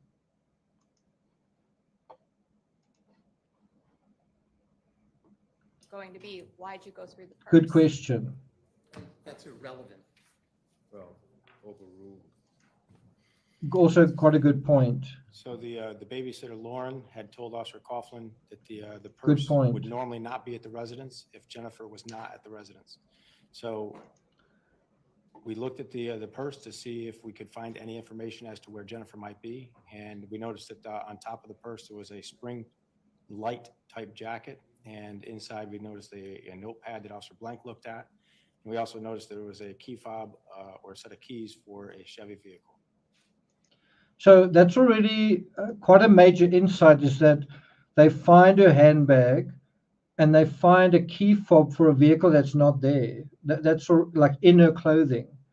And that is already, that's pretty good police work. So I know you guys want to criticize law enforcement, but I think you can give them kudos for that aspect. That's pretty well discovered. Someone was saying, why don't you just wear gloves all the time? Probably easy to say. It was May, late May in Connecticut, and I think it's fairly warm already by late May in Connecticut. Could be one reason. With respect to that Chevy vehicle, withdraw that if I can. Did you do anything with those keys? Yes, those keys were taken. Iceland, from good to 69 see you. Wells Lane, and we ultimately took them to Lapham Road, where the Chevy was located by Captain Walsh. Where is Lapham Road? Lapham Road is in the southwestern area of New Canaan, and it borders Waveny Park. What is Waveny Park? Waveny Park is a large acreage area in New Canaan. It is a public park that's open to the community. And So I kind of want to play devil's advocate. You're a police officer and you get a call to a home somewhere, right? Should you put on a hazmat suit? Should you kind of get into a spacesuit, gloves on, booties on, and kind of go into the crime scene, and right? And then it turns out someone kind of calls back 5 minutes later. Oh, sorry, she's over here. She's at a coffee shop. Oh, okay, fine. Well done. You followed protocol. Now you get another call. Should you do the same thing? Put on your hazmat suit, get into a space suit, and go to the next crime scene, right? There are a hell of a lot of crimes. In fact, I think it's something like, I don't know what the stats are, but a high proportion of child disappearances are just are resolved, are part of a custody thing, or the child is found very shortly afterwards, no harm done. And so if every time you shut down the borders, when something like that happens, I mean, that was literally what they said in the Madeleine McCann case. Why didn't Portugal close down the borders, right?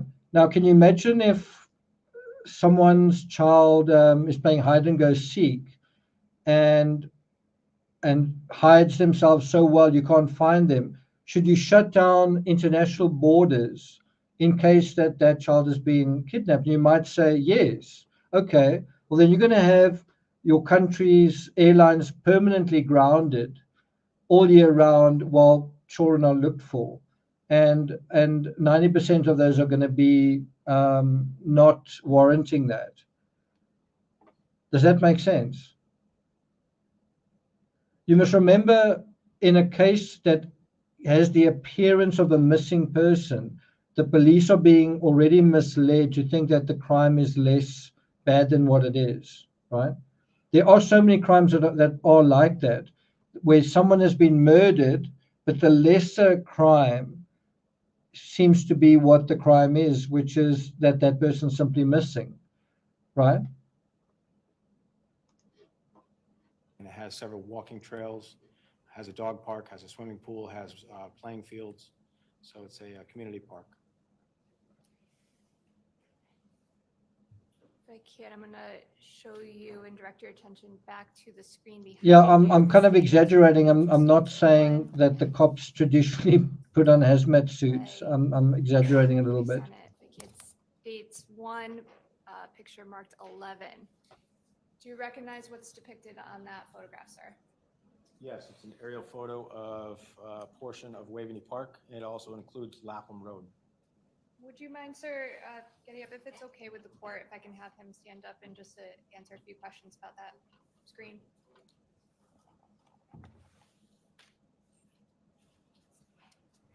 If you could, please identify Lapham Road if it's on that photograph.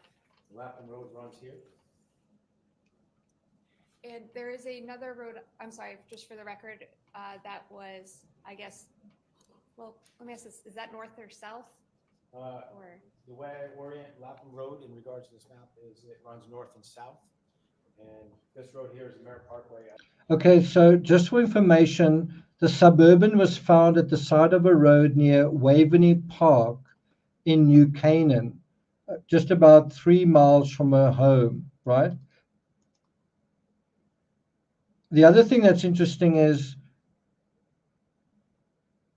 the dumping of garbage bags occurred in 30 bins. That's 30.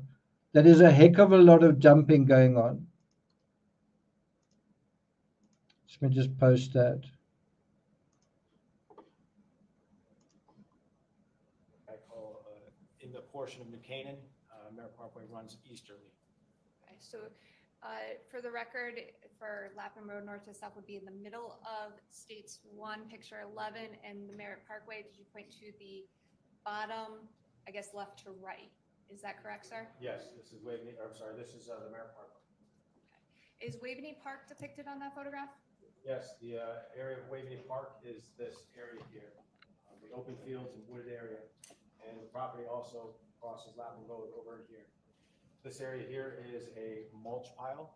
The town of New Canaan Public Works collects leaves and they mulch them in this area here.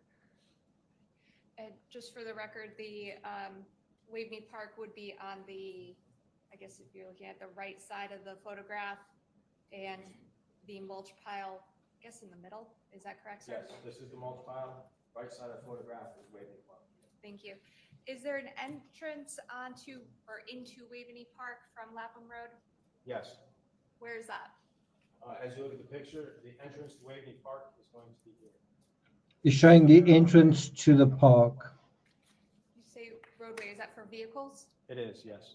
Is there any entrance to Waveny Park off of Lapham Road that is for pedestrians? Yes, there's hiking trails all throughout the wooded area surrounding the park. Along the Lapham Road, there is pull-offs on the dirt area alongside Lapham Road, both sides of the roadway. I think there was By pull-offs, what do you mean? there were number It's an plates area found in on that the storm shore of the drain, right? road, With the number plates in a east of box. dirt where vehicles have parked, and it allows a vehicle to park fully off the travel portion of Lapham Road. And where are there cutoffs, if you will, or pullouts off of Lapham Road are they depicted on that photograph? You can't really see them due to the wooded area. However, Can you guys hear okay? It is very soft. Between the mulch pile and the Merritt Parkway, this portion here where will be where all those pull-offs are and vehicles can park. Let me see if I could. If I can, Your Honor, I am zooming in.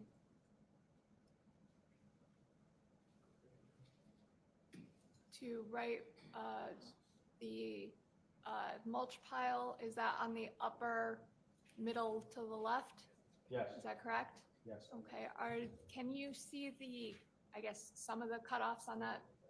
It is hard to see because of the tree line and the vegetation. However, some of these open areas in the vegetation would be some of the pull-offs. Again, they're both sides of the roadway, both sides of Lapham Road. Did you go to Lapham Road that day?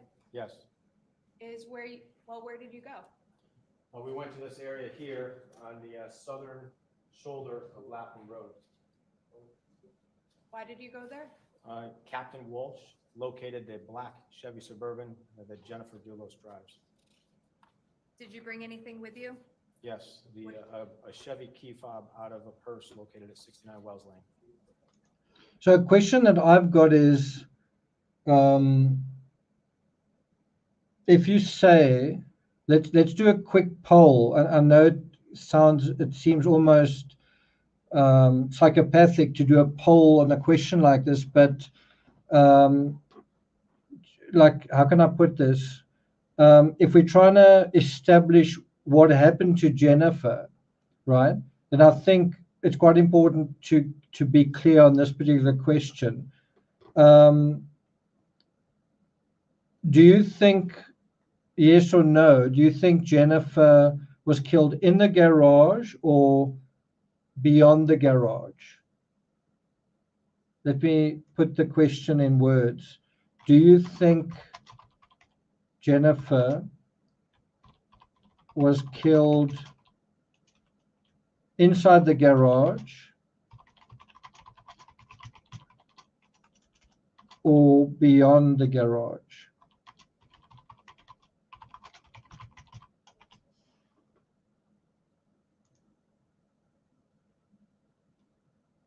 And this is kind of a test of your critical thinking on the fly. And I'm assuming you've watched most of this with me.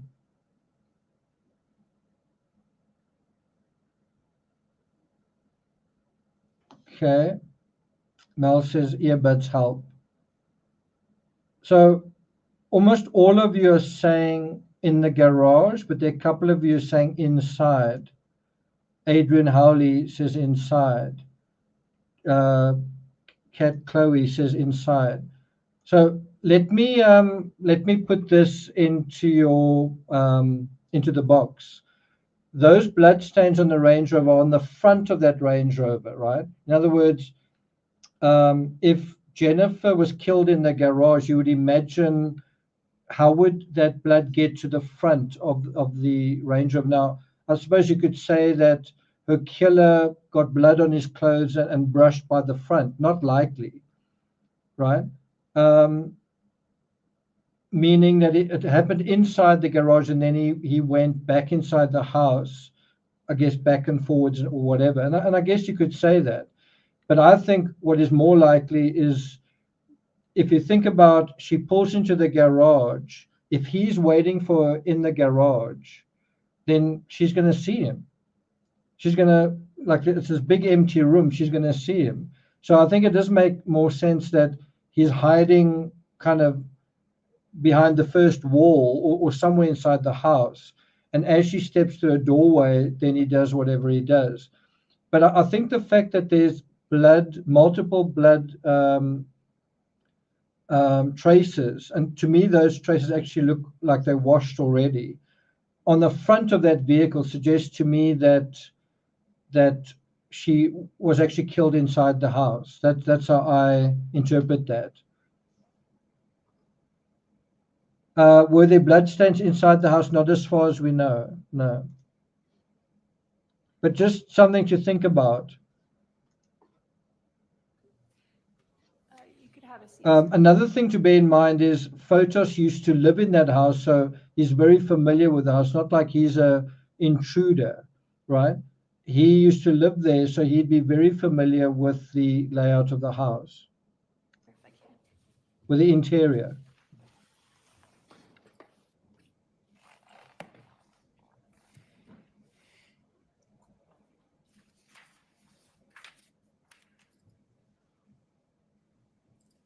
States 1, picture 12.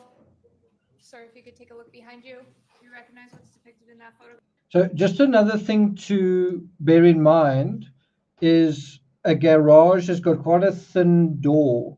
And so if you're going to commit a crime where someone's going to potentially shout out and get injured, you could do better than where the outer shell of the home is very, very thin. Now, you could definitely argue that the distance to the next neighbor would mean that it wouldn't really matter where you committed the crime, but you would kind of imagine that a thing like that, you wouldn't want to run the risk that there's someone coming by on the outside, the postman, an Amazon or DoorDash delivery driver, and that person could potentially actually hear the scuffle through the garage door.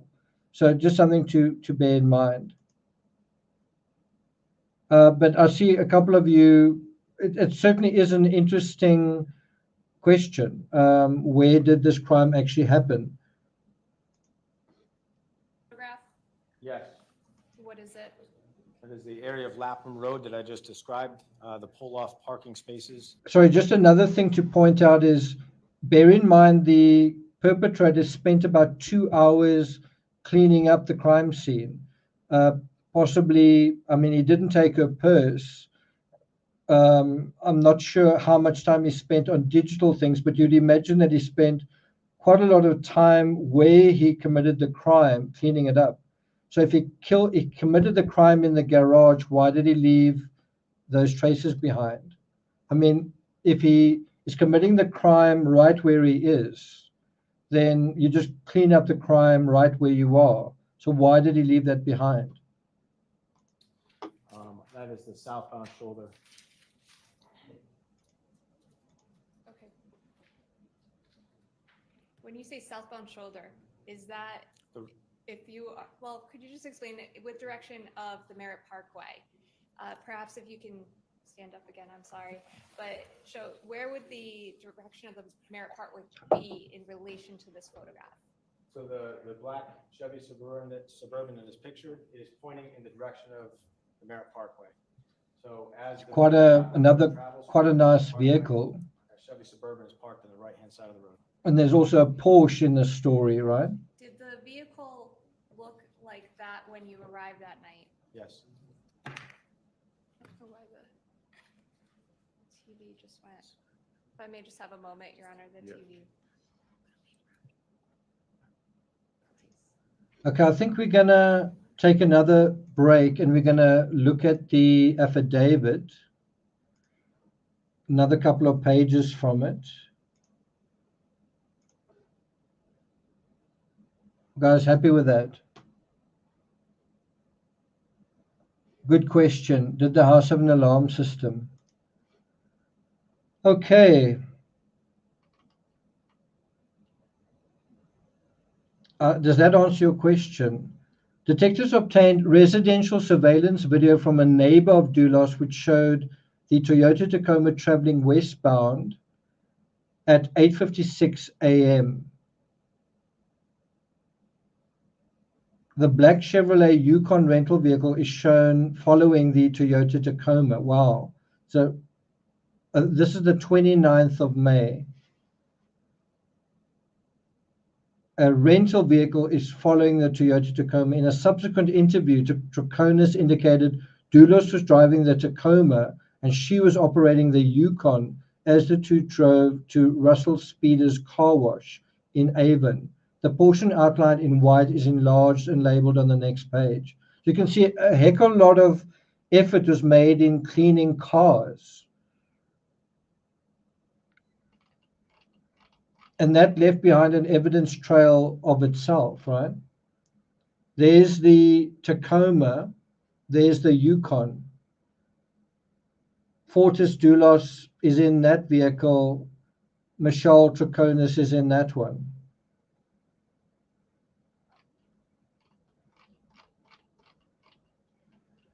On the 6th of August, detectives went to Russell Speeder's car wash quite late in the game. They obtained surveillance footage showing Dulos entering the parking lot at 9:05 a.m. driving his employee's 2001 Toyota Tacoma. Quite amazing that they still had it on the surveillance camera several months later. That's quite lucky.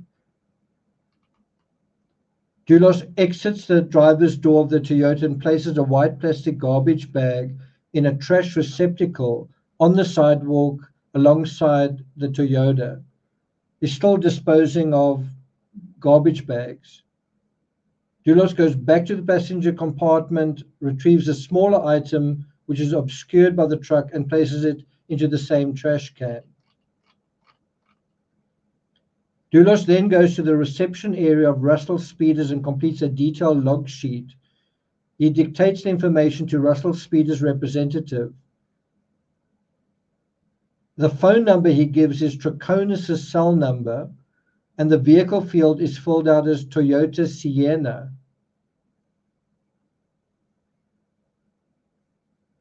During this time, Troconis' phone records place her device in the area of the Russell Speeders parking lot. On the 29th of May at about 1:39 p.m., Troconis' phone records show an incoming call from that number, which is the listed business phone numbers of Russell Speeders Car Wash. On the same day at 2:28 p.m., Troconis' phone records place her cell phone in the area of the People's United Bank, located at 310. So you kind of get the feeling they called her, they said the vehicle's ready, then she went to the bank, ostensibly to draw cash, to make it a cash transaction, and then went there. Detectives obtained surveillance footage from the People's United Bank, which showed Dulos driving the rented Yukon with Troconis in the passenger seat, as Dulos makes a cash withdrawal in the amount of $500.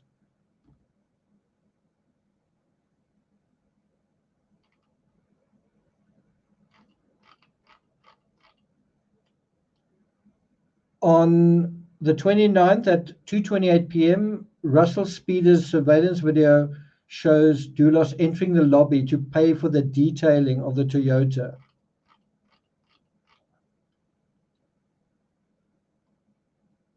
On the 13th of August at 12:50 p.m., Troconis came to the Troop G office to provide a third recorded interview in the presence of her attorney. Bear in mind, this is a trial involving to examine the potential involvement of Troconis, right?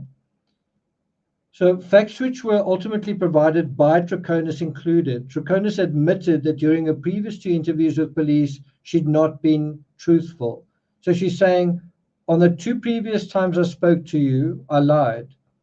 Troconis confirmed she did not physically see Dulos upon her waking on the morning of the 24th of May, that's the day of the murder, at approximately 6:40 a.m. until afternoon. She's saying that she didn't see him until the afternoon. Troconis claimed that she was mistaken when she reported that she and Dulos had shared a shower on the morning of the 24th of May. So what do you think? Do you think that's true or not? Do you think it's true that they showered together that morning or not? This initial claim was inaccurate, despite the fact it appeared on the script prepared by Dulos and perpetrated by Troconis in her first interview. In other words, what's more likely is that they didn't shower together and that Dulos wasn't with Troconis on the morning of the 24th. Now, I guess the question is, what time in the morning? Dulos left his cell phone in the office of 4 Jefferson Crossing, which also serves as the headquarters of his company. This cell phone was routinely carried by Dulos, and he was the main person. It was the main phone that he used for his personal and business use. Troconis reported that Dulos arrived back at the office for lunch between noon and 1:30 p.m. She claimed the two had a quick lunch together, about 50 minutes long, during which she did not ask Dulos where he had been or what he had been doing during the morning hours. So not only is she in the vehicle with him while he's putting garbage into 32 bins, or is it 30 bins, when he's not at the office for the whole morning, she doesn't ask him either. Troconis indicated that the victim, Jennifer Dulos, did not come up in conversation at all during their lunch. Troconis indicated that during the afternoon of the 24th of May, while the couple was together at 80 Mountain Spring Road, she had witnessed Dulos cleaning what he described as a spilled coffee out of the 2001 Toyota Tacoma. So very likely that wasn't spilled coffee.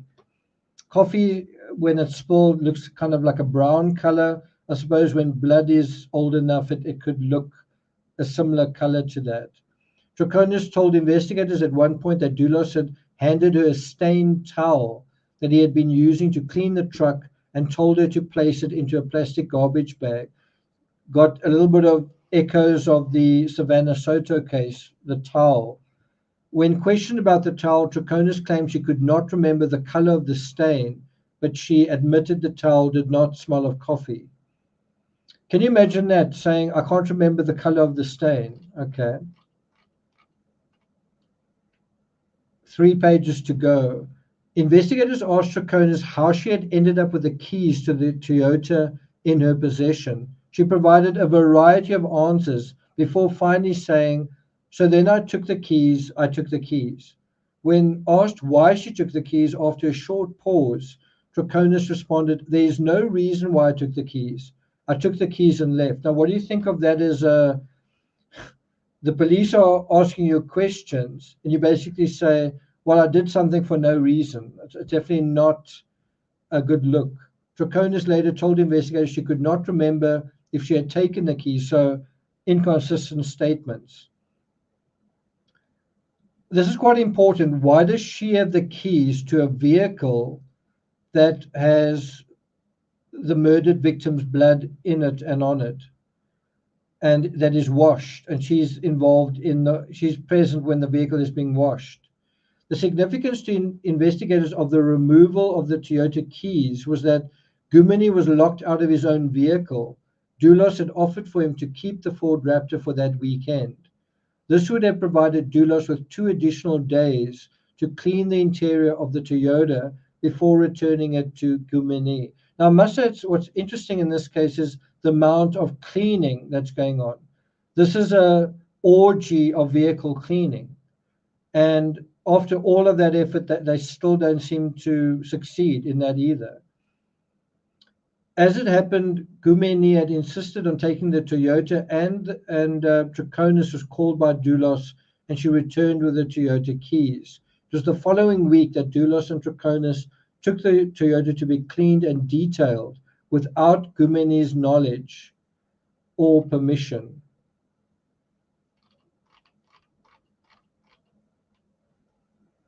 Okay, we've got about 3 pages left. Let's go back to the trial.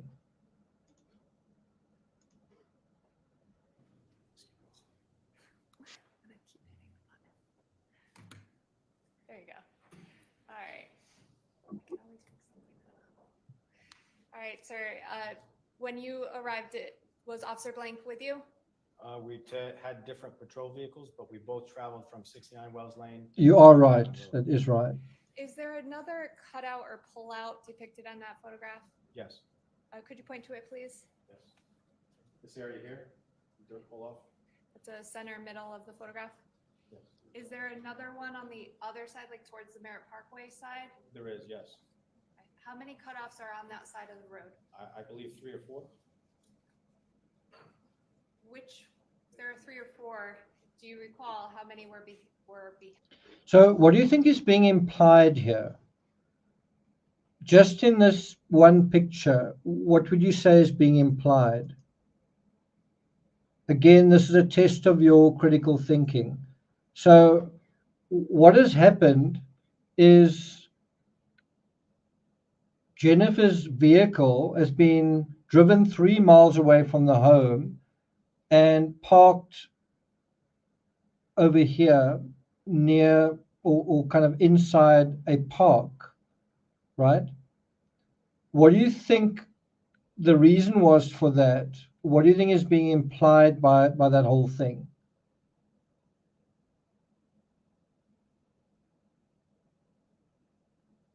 Terry, sorry about the court sound. I can't do anything about it. Absolutely. It's kind of, it's trying to move the crime scene to somewhere else. It's trying to say that she got attacked in a park, that she went for a walk in the park and something happened over there. In other words, it's a short way of saying, look for evidence of her and look for, it's misdirection. Look for evidence of her and look for the crime scene in these woods. And do you think they're going to find it? No.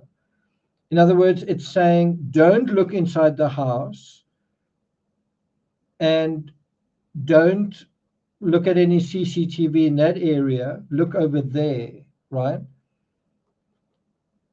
And it's in a way, as Stephanie says, it's kind of almost trying to minimize what has happened. No, she hasn't been murdered. She may have gotten lost in the woods. Maybe someone picked her up on the side of the road. Maybe someone ran her over. Maybe she is still out in the woods somewhere, right? Something else has happened besides this terrible thing. She's lost. She's missing. Maybe somebody took her. Maybe she went for a walk and met someone, ... right?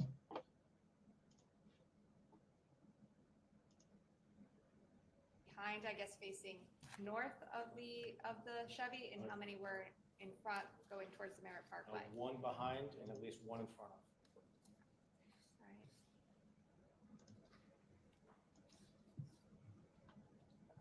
You can have a seat, sir. I'm sorry. And just briefly, states 1, picture 11. Do you recognize that?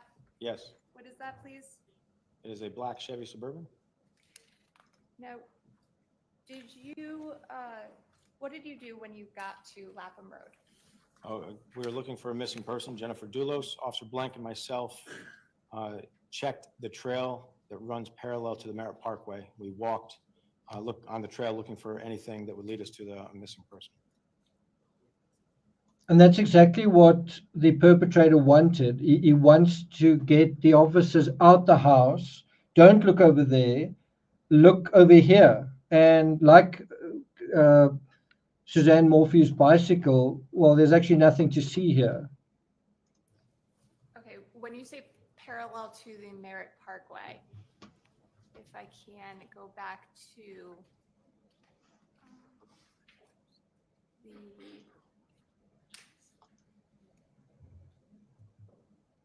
where states 1, picture 11. Is the area that you walked depicted in that photograph? Yes. Could you please just point to it?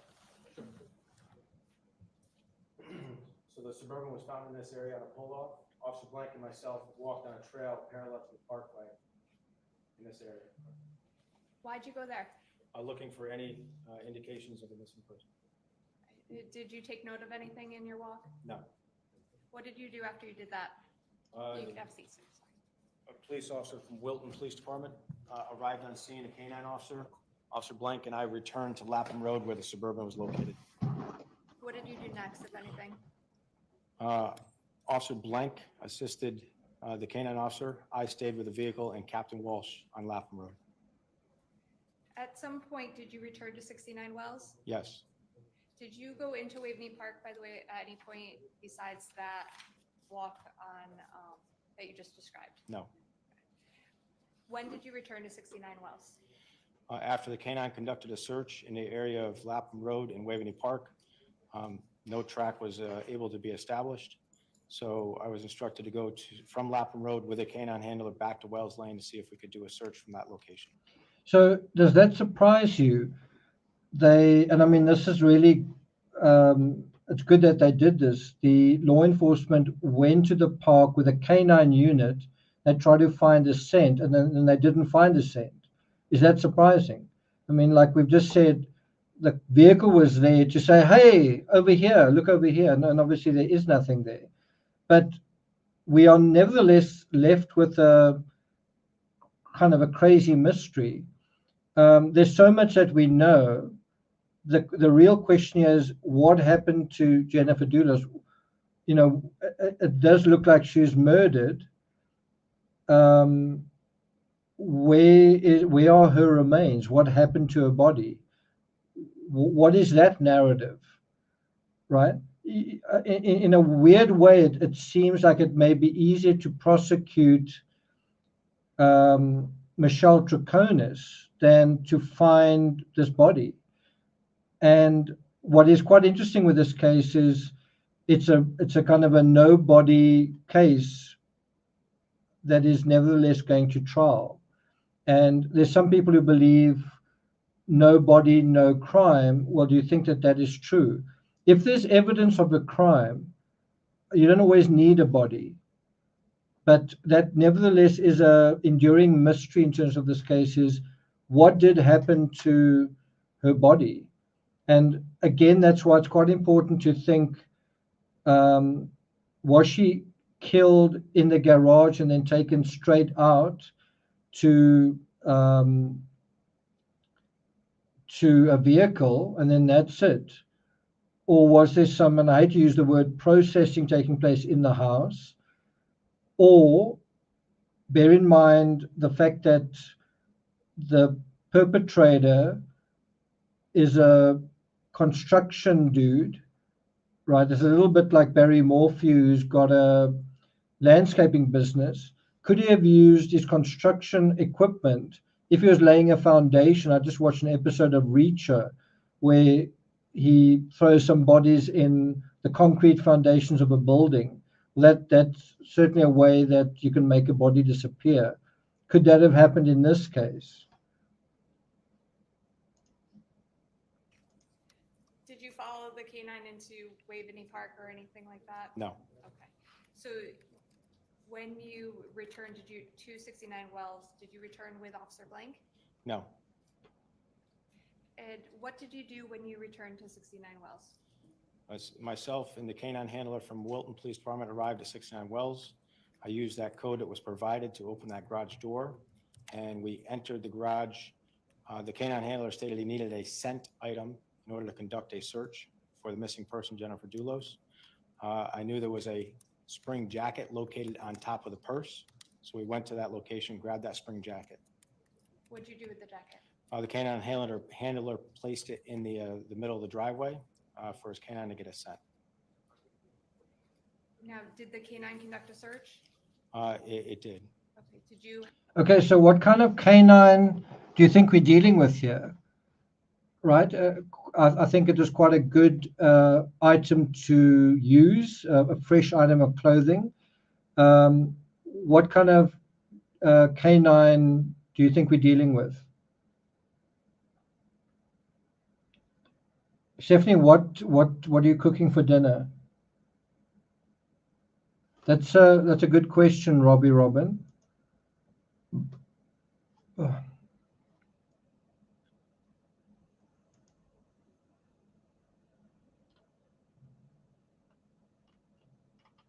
Any thoughts on that? What type of canine do you think they were using? Well, let me ask the obvious question. Do you think they were using a cadaver dog? Do you think you need to give a scent item to a cadaver dog? Chelsea says cadaver dog. Oh, okay, there we go. And the answer is very likely that it wasn't a cadaver dog. They were trying to follow her trail. So it would be a scent dog, right? A scent dog. Have play any role in connection with that search? No, I stayed in the driveway. That's right. What did you do? Well, strike that. Did you go inside the garage again? Yes, Did you make any further observations in the garage? yes. Well, what did you observe? When we entered the garage, we went on the right side of the vehicle, the black SUV or Range Rover. On the right passenger side of the vehicle, on the floor, I observed what appeared to be a footprint, reddish in color, could have been a footprint of blood. That's pretty amazing, is that on the second visit to the house, he finds a footprint that he thinks was left in blood. In other words, for that to happen, it means the perpetrator after having killed the victim, stepped in her blood and then took another step, right? Again, I'm already forming a picture in my mind, perhaps prematurely, but that the Range Rover may have been parked over possibly the crime scene or possibly where something took place.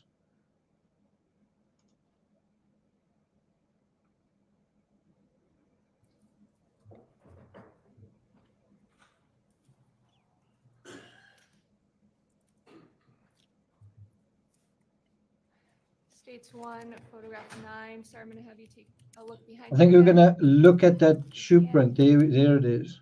Do you recognize what's depicted in that photograph? Yes. Yeah, I'm going to scroll in.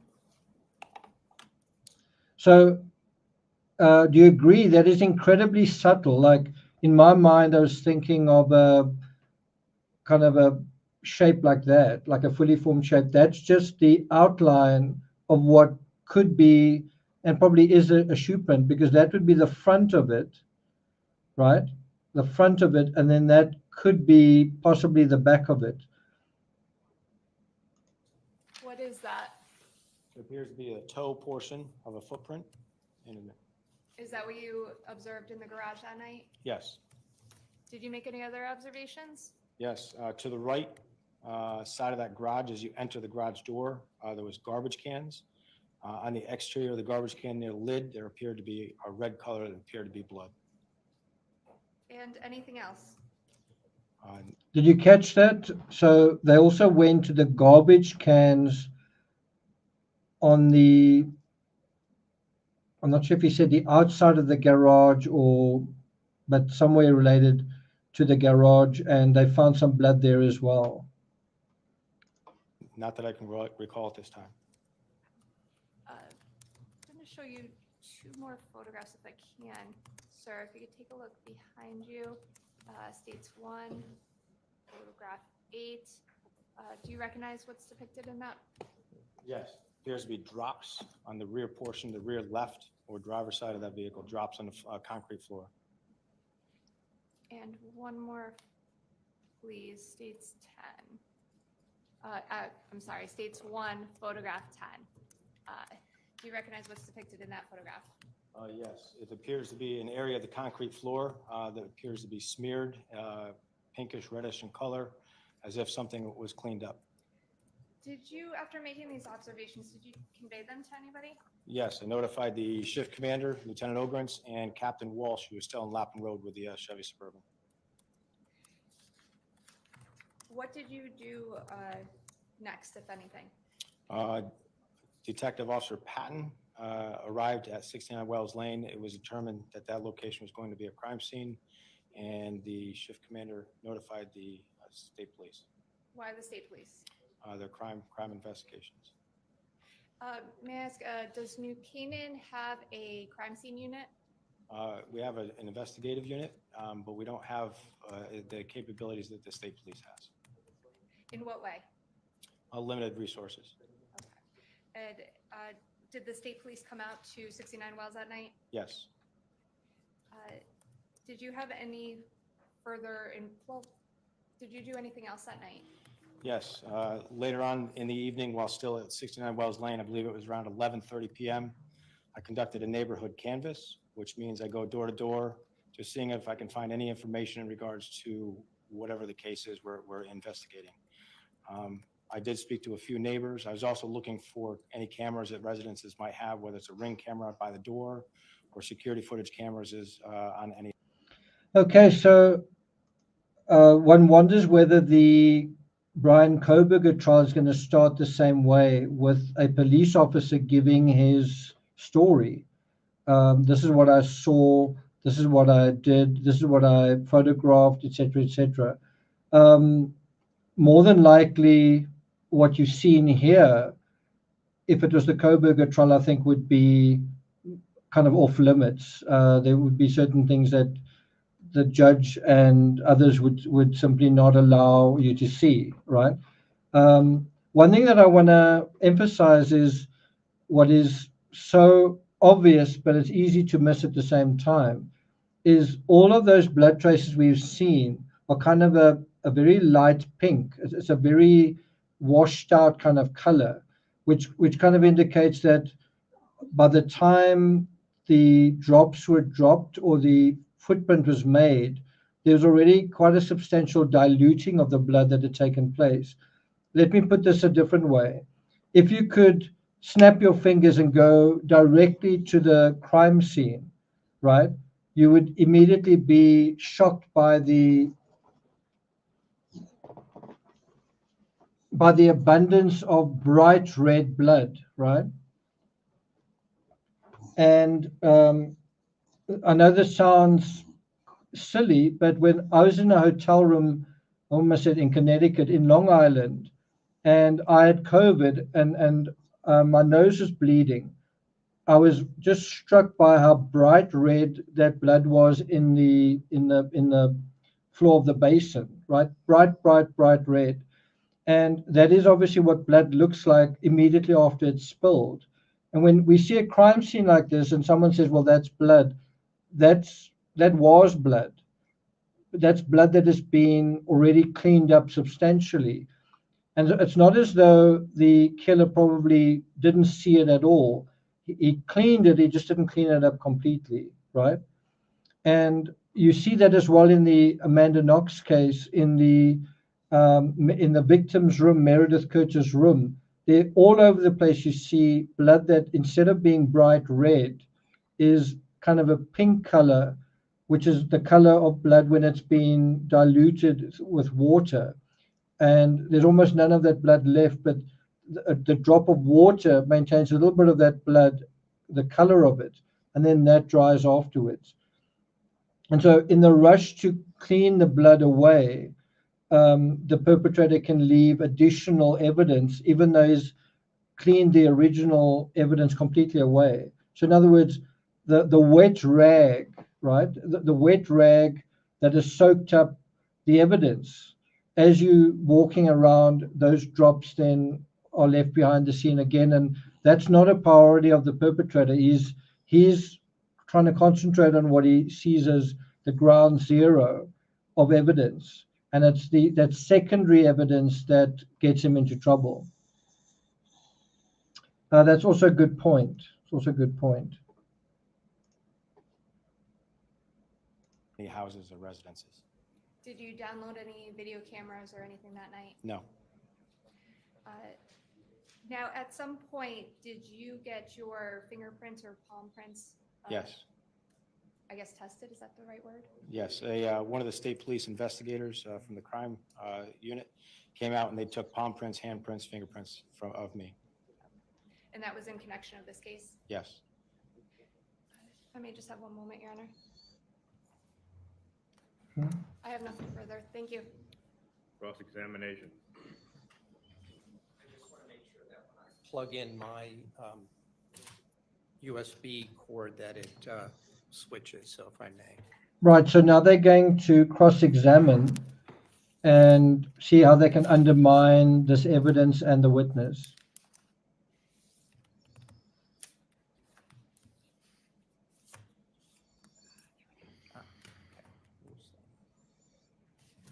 Good afternoon, Lieutenant. My name is John Schoenhorn. I represent Michelle Troconis in this case. I just have a few questions. The time that was on the video body camera that we watched, was that accurate? I don't remember what time the video camera showed. Well, my notes said that it started at 1757. That would be about 7:57 at night. Is that right? I'm sorry, say that again? Let me rephrase the question. If it says at some point as we're watching it, 20:00, would that be 8 o'clock p.m.? Yes.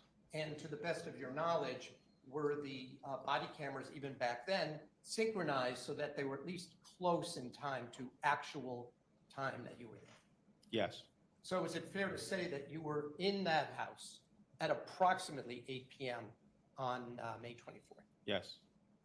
You said, I think you did say that it was still light out, correct? Yes. And you were not yourself wearing a body camera that night, is that right? I was not, no. Now, I noticed in your uniform today, you have a box in the center of your uniform just below your body microphone. Is that where the body camera would have been on Officer Blank that night? Yes, So it's center of the body, sort of view of the person who is wearing, correct? correct, And of course, you've seen that video prior to just now, correct? correct.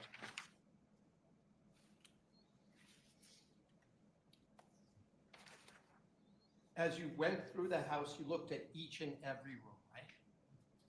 Yes, You looked in closets, I think was the answer to one of the questions by the state, right?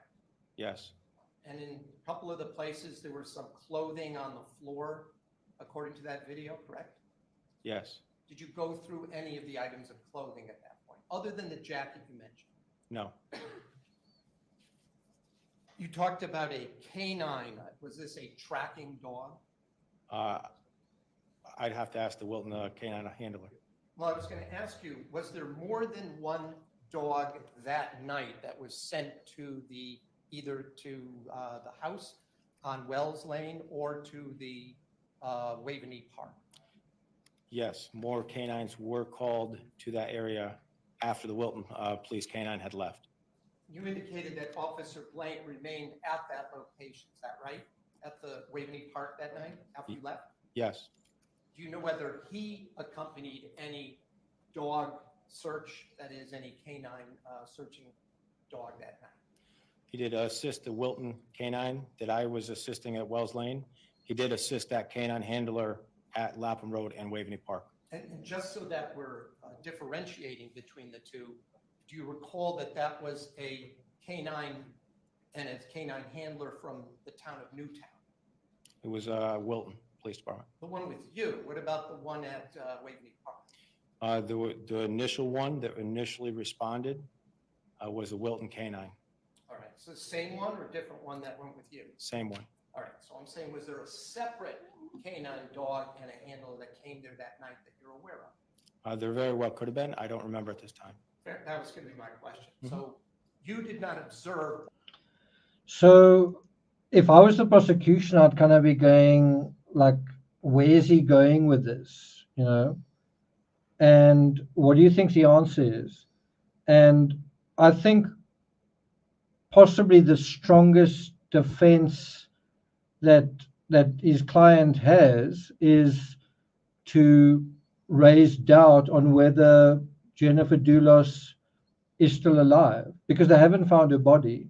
So one thing that he could say, and I don't know if he's going in this direction, is to say, okay, so one dog showed that she went that way, and another dog showed that she went that way. So there's some uncertainty on which way she did go. So could she have left the house on her own? In other words, almost saying maybe she got into a fist fight with somebody and then ran away. Maybe she lost her memory and kind of ran off into the woods around her home. And the dog shows, and we don't need to prove anything beyond that, just the fact that that's a possibility. I don't know if that is what he's trying to suggest here, but I can't think of any other reason why he wants to know about the dog narrative in so much detail. Officer Blank accompanying a canine handler into the woods at Waveny Park, correct? I did, yes. You did?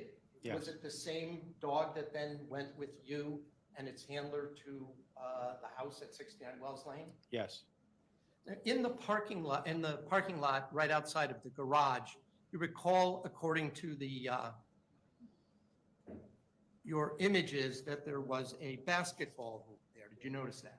yes, Was the basketball hoop facing the garage or was it facing away from the garage? facing the garage. You indicated that you took a key fob with you from the house. Is that right? Yes, Did you use that key fob to see if it connected to the Suburban at Waveny Park? I did not know. Who did you give that fob to? Officer Blank. Did you observe Officer Blank use that fob to open up or to attempt to open the locked door on the Suburban? I did not know. So that's kind of a interesting, if maybe far-fetched thing to say. why would you not use a key fob on a particular vehicle? Well, one reason could be if the key fob has the logo of a particular vehicle make on it, right? Let's say you own a Toyota, right? And you've got a key fob with the word Ford on it. Are you going to try and open the Toyota with the Ford key fob? And he's obviously saying that that was possible. I don't know if it's really probable. Some people may change the internal things of key fobs, but is that really likely in this case? Now, if I could just go back for a moment to, there's the image, I believe, 11, states 11 on this exhibit. And I just want to clarify, if you would look behind you there, I'm not going to ask you to stand up, but this is the satellite image of Waveny Park. Is that correct? A portion of Waveny Park, yes. All right. And I want to clarify directions. You said that the Merritt Parkway heads basically east and west through to Canaan. Is that right? Generally, yes. Right. So would you just indicate whether east is to the right of this image or to the left of this image? Okay, I think we're gonna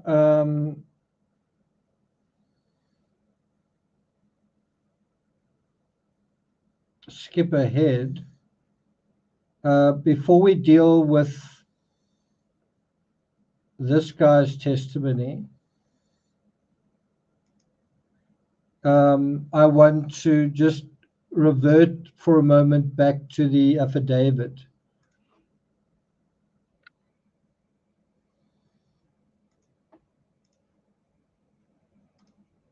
Okay. Troconis advised detectives that on the 29th of May, Dulos had told her that Waveny wanted to sell his Toyota. Dulos had told her that this dude wanted to sell his car. So first of all, do you think that that is true? Do you think that, do you think that Waveny did want to sell his car? I don't think he did. Secondly, do you think it's true that Dulos told her that he wanted to sell his car?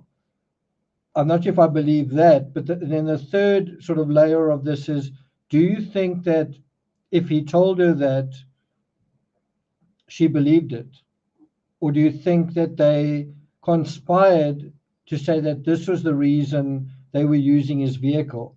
Bear in mind, they have kind of constructed a timeline themselves that has proved to be unreliable, and she's said of her own, from like kind of voluntarily, she's volunteered that she wasn't truthful on 2 occasions.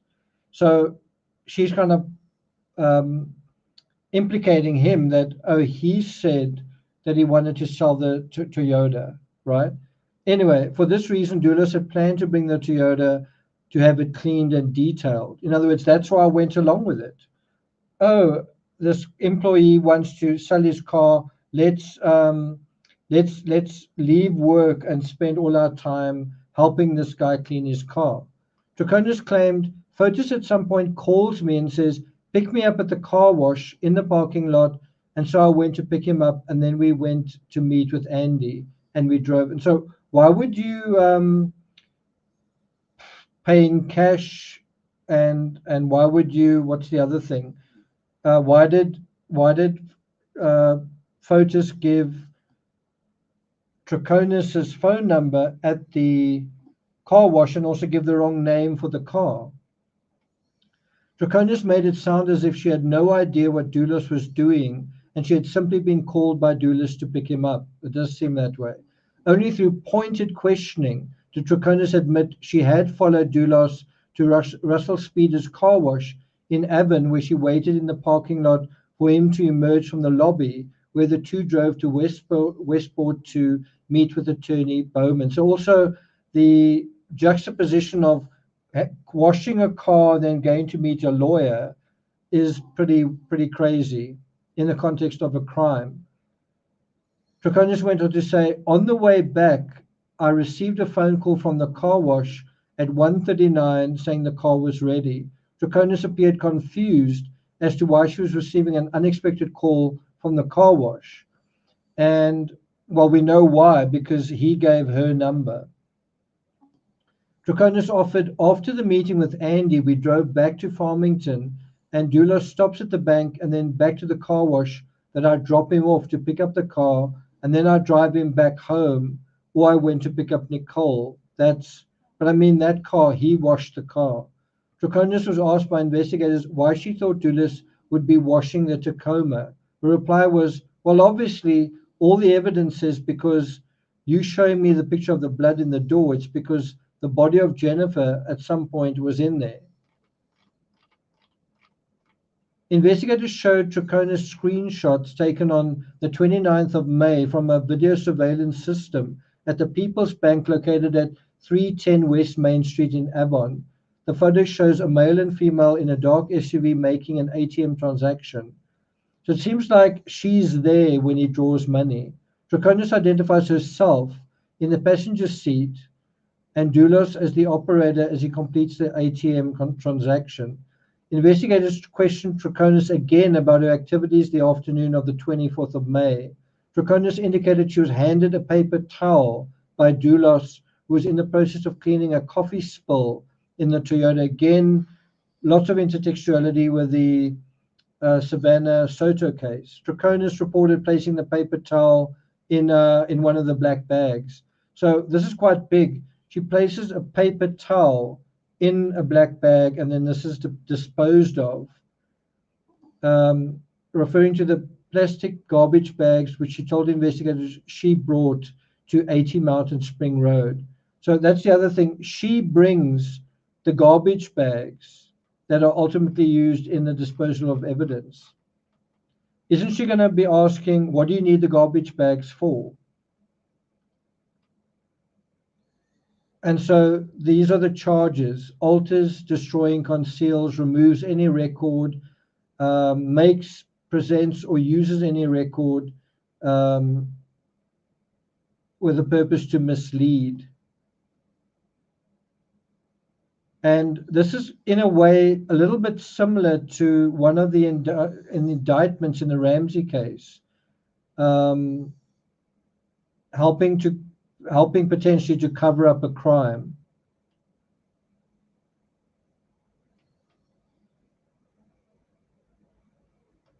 Okay, let's go back to the trial.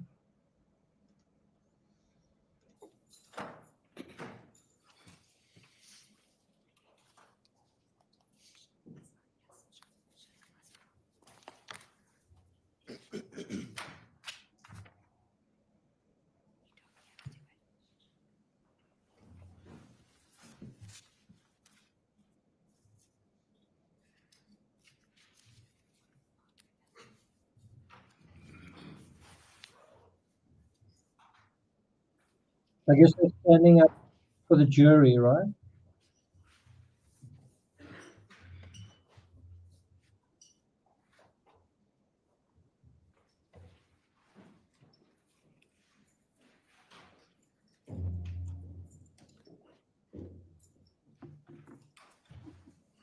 Would counsel stipulate to the presence of all of the jurors? Yes, Your Honor. Okay, thank you. May I continue, Your Honor? Yes. Good afternoon, Sergeant Romano. Good afternoon. I think we left off before the break discussing, or the state was asking you questions with respect to 54 wells. Do you recall those line of questioning? Yes. Okay. And you testified before the break as well about obtaining video surveillance from that residence. Correct. Is that correct? Okay. How many camera angles did you, or how many cameras themselves did you obtain from that residence? 2. Okay, so before we continue, who do you think this guy is? Like, where do you think he fits into in terms of the investigation? Based on how he's dressed and based on the fact that it's his job to collect the surveillance evidence, who do you think this guy is? Not his name, but his role. Can you briefly, well, what were their names? It was camera 3 and camera 7. What area did camera 3 cover?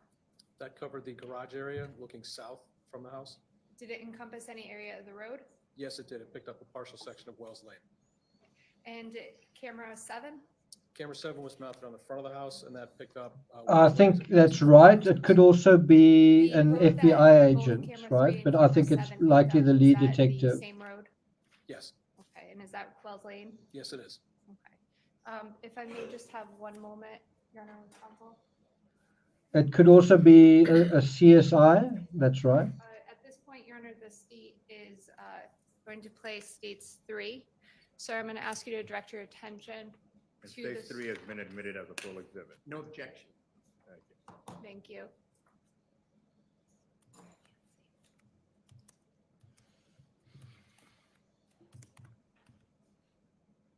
By the way, sir, on 54 Wells, for camera 3, about how many hours did the New Canaan Police Department or yourself at download for that time or that camera? We downloaded approximately 24 hours worth of video, one whole day.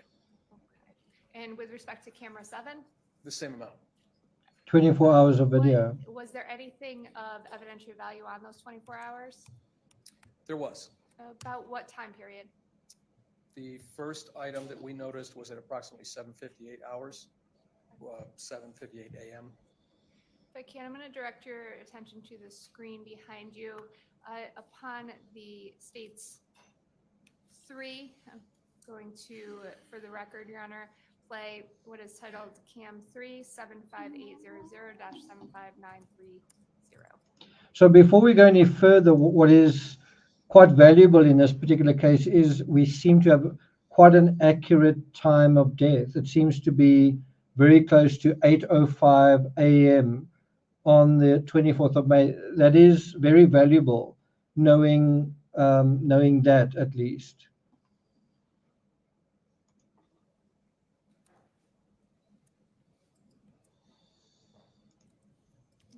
Just going to stop it real quick. Sir, if you wouldn't mind just explaining what is depicted on that screen. Now, I always find this very poignant. We can be sitting here watching this dispassionately, but these are literally the last seconds and moments of a person's life. We know this, but she didn't. And what is she thinking? What is she feeling when she's just going through the motions? She's just doing a thing that we've all done in our lives. She's putting her car into a garage. She doesn't have any suspicion that these could be the very last things that she's doing, the last time she gets out of her vehicle, the last time that she takes the keys out of, probably not out the ignition, but takes the keys out the vehicle. The very last time that she drives a car, the very last time that she sets foot in her home alive. And the reason I'm pausing on this is I don't want us to just dispassionately watch this. These are the very last moments of someone's life, and then they are dead forever, permanently. They'll never do anything again. They'll never drink another milkshake. They'll never take a dog for a walk. She'll never see her children again. And at the same time, there's someone waiting for her in order for that to happen. That's the other terrifying thing, is that somebody wanted for this horrible thing to take place. So this is the driveway in front of the garage at 54 Wells Lane. It's looking effectively south, and what you'll see in the top right of the screen is actually Wells Lane as it travels past the residence. If you wouldn't mind, please, if you can stand up and approach and just point out that area on that screen. Sure. So this being the driveway area. So do you think Fotis is in the home at this point? It's about 5 minutes before the crime is committed, about 7 minutes. On the upper left hand, what is that? That is the date and timestamp from the actual DVR unit or unit of the system itself that puts. Another question to ask is, how does Fotis know to be wherever he is, whenever he is? How does he know? In other words, how does he know Jennifer's routine? Well, because they share the same kids. He's taken them to school. He's lived in that house. He's driven I guess, them to school and perhaps come back home. So, you know, he would be very aware of the typical schedule.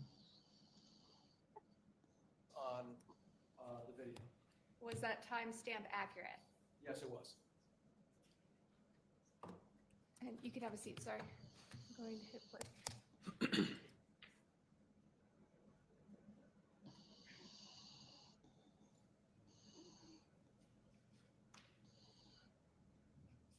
You can see at the top of your screen, there's a vehicle coming in. And that's her vehicle that she's driving.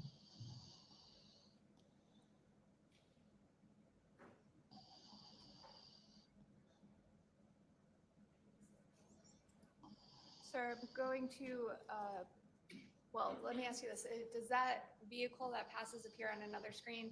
It does. It also shows on camera 7 during the same time frame. State's going to play states 3, cam 7 underscore 758 75830. And same questions, I paused it right at the beginning. If you can, sir, just explain what we're looking at right here. So this is the front of the residence at 54 Wells Lane, the driveway, and then in the background is Wells Lane as it passes in front of the residence. And the numbers on the top, please. That is the date and time that the video was recorded. Okay, just to, I just want to refer to this. Eleni says he's never lived in her house. Do you think he's ever been in her house, though? Like, do you think he's ever set foot in her house before? Because I would assume that he's got access to her house. Eleni also says he and everyone else said that he was never permitted inside her home. She moved out of their shared home. I don't know. Do you think that that's true, that he'd never been in a house before? But anyway, I think the fact remains that he would be very aware of her schedule because they share kids. Do you at least agree with that? I'm going to hit play.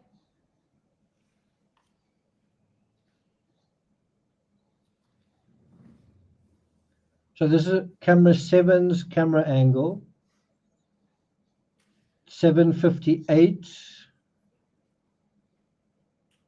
There it comes. I thought it was going to turn in there. Actually, if I can, I am going to pause it and bring it.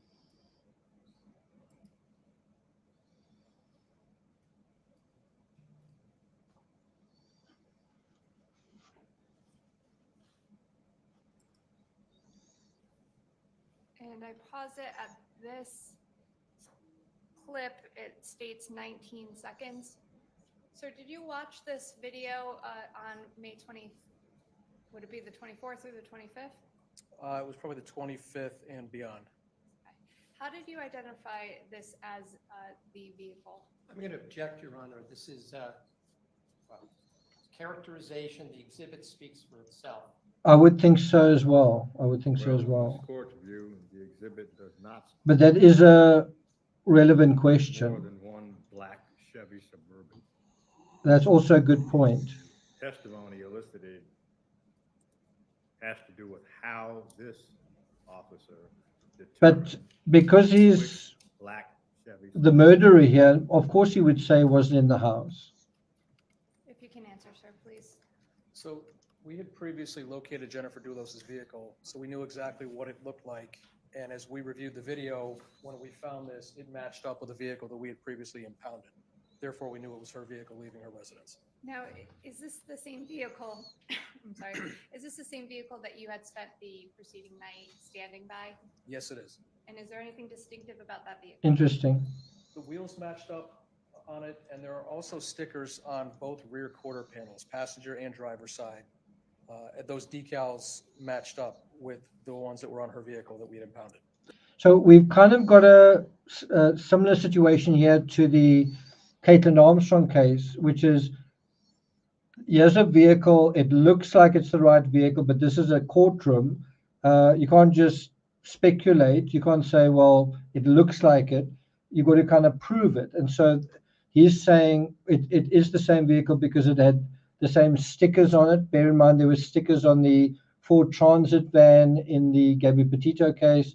What differentiates one vehicle of a particular make and a particular color to another vehicle of the same make and of the same color? What differentiates them besides the license plate? If you can't see the license plates, what's going to differentiate? Well, it might be a scratch, a sticker, it might be the rims of the vehicle, it might be a particular feature on it, and that's kind of what they're dealing with. Could it have been some other random car that was just going by there? I guess segment. Yes, that, it had exited from the same vicinity that you could see in camera 3 was the same vicinity her driveway exited to Wells Lane. In addition, looking at the wheels and the sticker that's on the rear corner there. Mel Stiller says, one way of checking whether he was in the house was to see whether his fingerprints were there. You would want to do that, but it wouldn't necessarily mean anything because it's her ex-husband. So if he came into the house, it's her ex-husband. Had he been in the house previously? Probably. And even if he said he hadn't, most people would expect ex-husbands to kind of have interactions with their ex-wives in their homes or near their homes or something like that, right? It matched up with the vehicle that we had impounded. Thank you. Now, sir, did you see that vehicle on those cameras again? Yes, we did. At approximately 8:05 Thank you for your a.m., feedback. it came We back like in having opposite people direction. here who know the case well, so Replace thanks a lot for states that. 3 cam 7_805-80540. Sir, if you can just direct your I attention. just want to ask, while we're on the topic, Elena, do you think Fotis is innocent?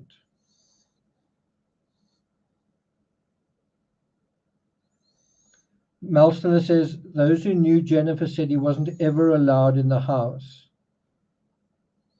Can you have the screen behind you again, please? So there it And is, again, pause it 8:05. briefly. What does this depict? This is again camera 7, which is depicting the front of 54 Wells Lane and Wells Lane itself as it travels past the residence. And the timestamp? The date and the time, which again is 8:05 hours. And just to be clear, is this the same camera that we just saw on the other camera 7 clip? Yes, it is.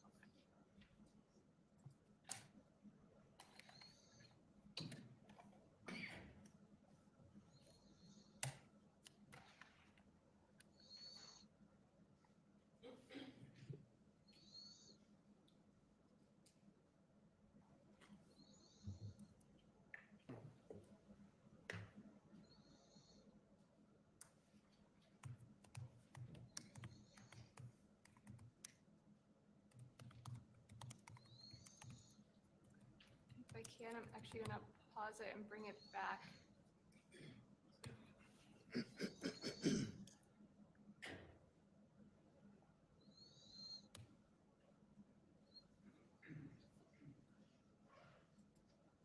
So you could, if you could zoom in, you could actually see her through the window driving that vehicle, right? As its evidentiary value. Same objection, Your Honor. Overruled. So the vehicle, again, matched the vehicle that we had previously impounded. The wheels matched up exactly, and so did the sticker that can be just seen on the left rear quarter there. Can you see that sticker on the screen at this point? I believe I stopped it or paused it at 24 seconds on the clip. Yes, I can. If you wouldn't mind, sir, could you please get up and point to Kate, good to have you here. If you look at the rear of the vehicle, right down in this corner, there's So he's pointing out a sticker on the back of the vehicle. And again, I'm sorry if I can, states 3 cam 3 underscore 805-806. Sir, please take a look behind you.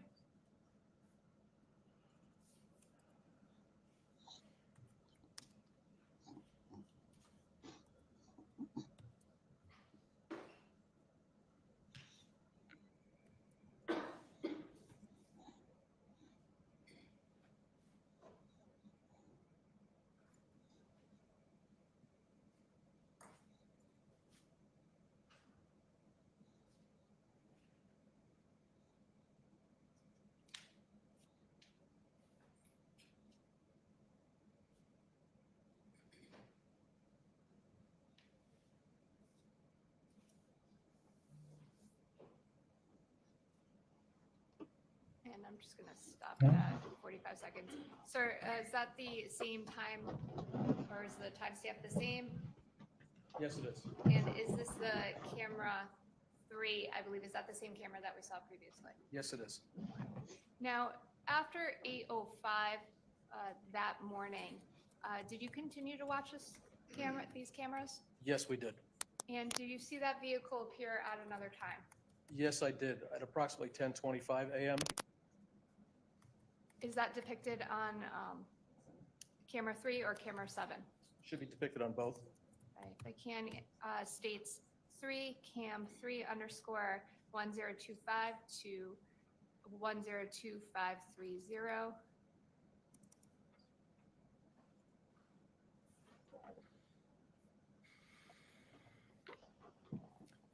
So do you agree that this is a neighbor's camera, and that's a very unfortunate aspect in terms of this case, is that she didn't have security cameras at her home, right? Because if she did, that could have changed things, right? The security camera at Karen Reed's residence definitely has had an impact on that case, although time will tell whether it's a positive development or not, because I think she was aware of that camera. But can you imagine if there was a camera like this at the Dulos residence? And I'm just going to pause it briefly, sir. Again, the numbers on the top upper left-hand corner. That is the date and time the video was recorded. Cat Close says it's 20 past 11 in London and freezing. It's really hot here, I must say. Having lots of rain though.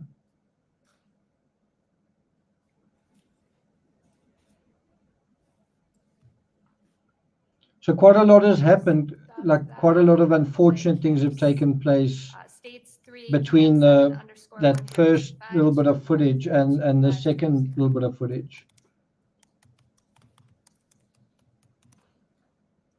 And the same question, sir, is this the same camera 7 that we have seen previously? Yes, it is. Okay, and the timestamp?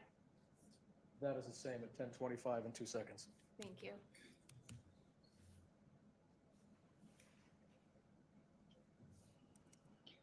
Another thing to note, this crime happened on a Friday morning, and I wonder who got custody of the kids that weekend.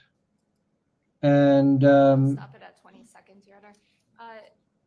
I always find that the time of, the day in the week quite interesting when crimes happen as well. Vehicle movement, of Jennifer's vehicle moving, and the fact that that was leaving the residence again. Because bear in mind, the day after this crime, so on the day that this crime happens, Fotis can say, well, he was working, right? In theory. And then the day after the crime, he's at his leisure to do what he needs to do. Good afternoon, sir. My name is John Schoen. I represent Michelle Troconis. I just have a few questions. You're watching, how many hours of video? 5, Your Honor, just for the Because record. I know it's a little bit unfair, but I'm just skipping through the cross-examination, and we're going on to the next witness. Looks like her name's Coughlin. Record, I'm going to show that here. Officer Coughlin, do you recognize what's depicted on that screen? Yes. What is it? The campus of New Canaan Country School and the surrounding area. Okay, if you wouldn't mind, Your Honor, may I ask her to step up to the screen? Would you mind, please? Thank you. With respect to New Canaan Country School, could you identify it on screen, please? Yes, here. Is it that area, or how many buildings does it encompass? It encompasses the buildings up here, the fields to the side, and the buildings here up until Frogtown Road. So what is the road on? I guess it is kind of going from top to bottom. I don't know if that's north or south. Perhaps you can describe that for me. This road here runs north and south through New Canaan. It's called Conus Ridge Road. And the road that kind of goes across the middle but up the side, what is that? This road goes east to west. It's Frogtown Road. Is Wells Lane depicted on that photograph as well? Yes. And could you please point that out as well? Wells Lane runs here. Okay. And particularly, do you know where 69 Wells Lane is? Yes. Could you please point that out? And for the record, point to the middle, center, right, I guess. Thank you. Now, are you at some point, you can have a seat, ma'am, thank you. At some point I'm going to draw your attention to May 2019. At some point, did you review video surveillance from New Canaan Country Day School? Yes. And what was your assignment with respect to that? I was reviewing multiple sets of videos that came into the police department in reference to the investigation from different houses, schools, different locations. When you say investigation, what are we talking about? The missing person investigation for Jennifer Dulos. So was New Canaan Country Day School one of the videos that you were reviewing? Yes. During that time period? Okay. And was there, did you find anything of evidentiary value on that video? Yes. What did you find? Jennifer's vehicle was on the New Canaan Country School campus on the morning that she was last seen of May 24th, 2019. Do you recall what time? 8:03 a.m. And with respect to the, is that depicted on a camera footage, by the way? Yes. Where is that, well, let me just, why don't I show you? I may have a moment, Your Honor, just. State 6, I believe there's no objection to it being a full exhibit, Your Honor. Is that correct? The video, the clips. No objection. Thank you. Stage 6 will be admitted as a full exhibit.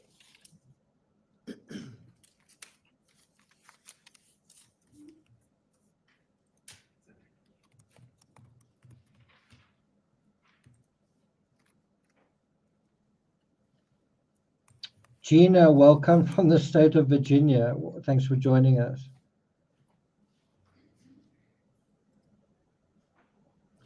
By the way, while we're in this pause, can you believe that there are 2 women missing in England right now, Lucy Charles and Gloria Clark? Do you recognize what's depicted on that screen? And the search for them is continuing. One of them's been missing since the day before New Year's Day, and the other one since before Christmas. Very little media coverage of both, certainly at this point.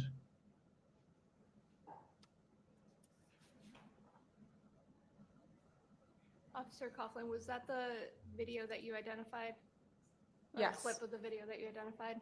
Yes. Okay, if I can have one. So the very last thing Jennifer does is the school run, right? It's the very last thing she does, and then she comes home, and then disaster. Officer Coughlin, if you can go up to the screen again, and I know it's You can see small, that sticker. but in the upper left-hand corner, can't scroll in, there is some writing on the top. Can you see that? Upper left-hand corner? Yes. Over there. What is that writing? 2019-0524, referring to the date of May 24th, 2019, 8:03 and 44 seconds a.m. MS North JD video. with respect to the 803 time period, or I apologize, I'll strike that. With respect to the 803, what did that mean? 803 was the time that this camera captured the vehicle passing through Country School campus. Thank you. So the school is very, very close to the residence, right? Very, very nearby. On May 24th of 2019, did you respond at all to Lapham Road that night? No, Did you review or see in person the Chevy Suburban that was found on Lapham Road? no. Okay, so when you reviewed this footage, how did you identify that vehicle?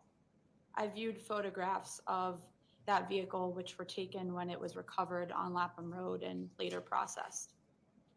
And did you utilize those photographs in your review of the video surveillance? Yes. Now, actually, if I may have one moment, I just have to change it out. So it's quite clear from this case that there's a lot of evidence related to vehicles. Someone was saying how many vehicles are in the story. I'm not sure if it's 4 or 5 because there's a rental as well. So let's do a quick recap. There's the red Toyota Tacoma. There's the Range Rover, which is stationary in the garage. That's 2. There's the Porsche, whose seats are taken out and apparently placed in another vehicle. There's what is the name of the vehicle we've just seen now? That black vehicle. What's the name of that vehicle? That's the 4th one. And then have I counted the rental vehicle? Was it the Yukon? I think that's 5 vehicles. Am I right? 5 vehicles?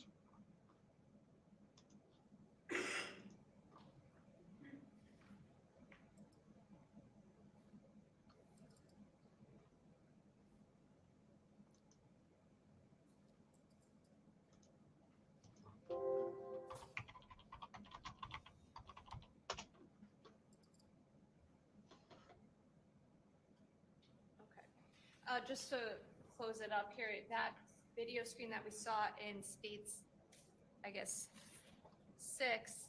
Now, I can't help wondering whether Letitia Stork, because this crime happened in 2019, May of 2019. The Gannon Stork case took place in January 2020. And I can't help wondering whether Letitia Stork wasn't aware of this case in terms of the many vehicles that were involved and the body disappearing and it seeming like the case wasn't actually resolved, and whether Letitia didn't get the idea in her mind, this is how to commit the perfect murder. What do you guys think? Where was that, if you could, is the camera that video came from depicted in that photograph? Yes. That's right, Chevy Suburban. So it's 5 vehicles, right? Thanks, Liesel. Liesel, where are you right now? Are you in Alaska, Colorado, Florida? Okay. And is that a one-way, or if you can just describe it, please? The way in which Jennifer's vehicle was seen traveling out is a one-way exit out of the main portion of campus and goes towards Ponus Ridge Road. What time does New Canaan Country Day School start in the morning? Typically there's different start times based on grade level, but typically between 8:15 and 8:30. Is there a time for drop-off, or that the school is open for drop-off the children that go there? Typically between 7:45 and 8:30. Thank you. You can have a seat. Now, with respect to when you found or saw this vehicle on the video, did you share that information with anybody? Yes, Who did you share that with? the other officers in the detective bureau. Colorado, working on the okay. case. And who were they? There were numerous members from the New Canaan Police Department and the Connecticut State Police. I may just have one moment. I have nothing. Is further. that Thank you, right? Mr. Kaufman. Cross-examination, please. Can anyone think of another vehicle? Just have a couple of questions. questions for you. Jennifer is still missing. Was this particular camera that you just showed us the video from a continuous running or was it motion active? Continuous running. And how long a period of time did you watch? I don't recall the exact time frame, but it was a short period of time. Thank you. No redirect, Your Honor. Thank you. Thank you, Officer. You may stand. Okay, next witness. If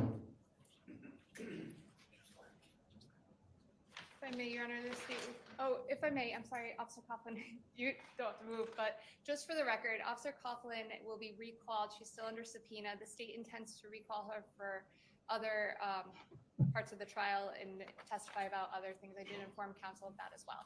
So Great, she's thank still you. under subpoena. Thank you. And I believe Corey Clabby will be coming next, Your Honor. If I may just approach the floor.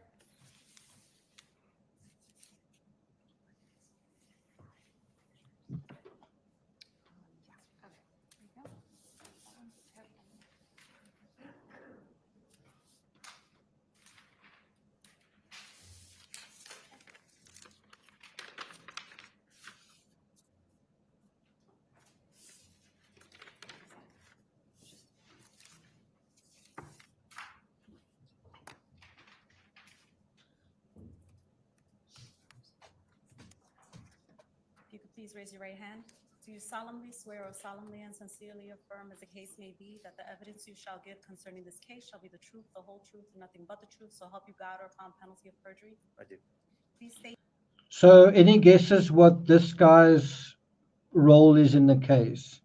How good are you at just looking at someone and getting an idea of what they do for a living? Any ideas what this guy does for a living before he tells us? State your name and spell it for the record. First name's Corey, C-O-R-E-Y.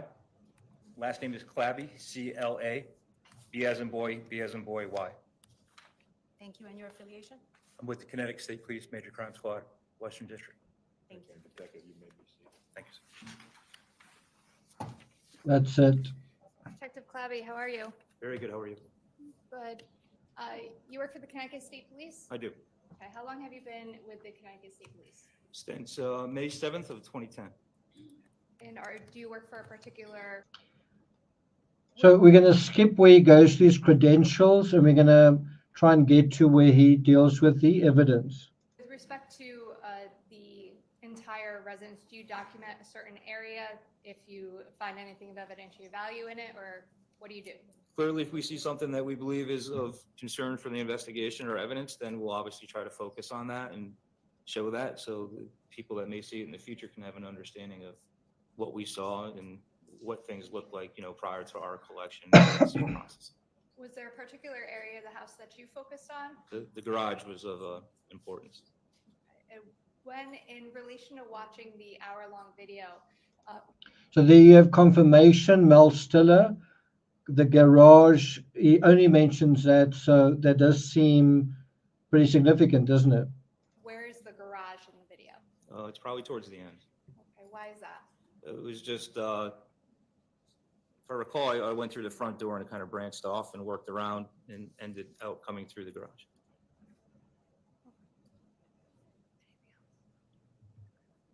All right, if I can, just one question before we start.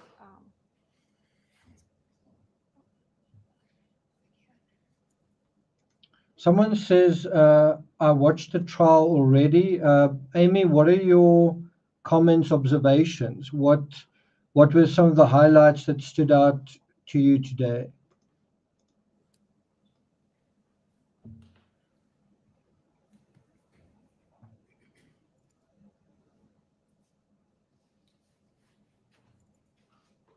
So Mel says, that's what I thought. Just bear in mind, one of the things we try and do is keep an open mind, is remain curious, because as soon as you decide for sure, you can lock out other possibilities. So although you do want to So if I could direct try your and figure attention to things my out, video. you also want to try and remain What curious, is right? that?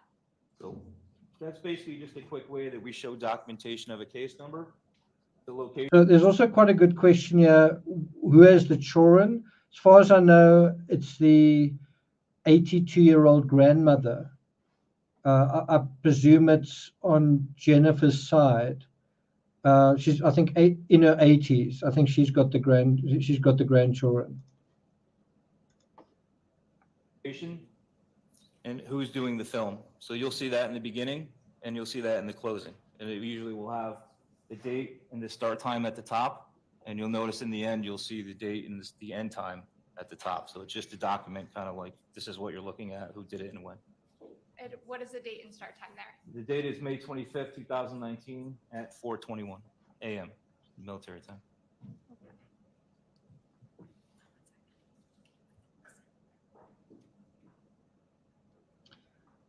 So what we're looking at is video footage of the house the day after the crime, right?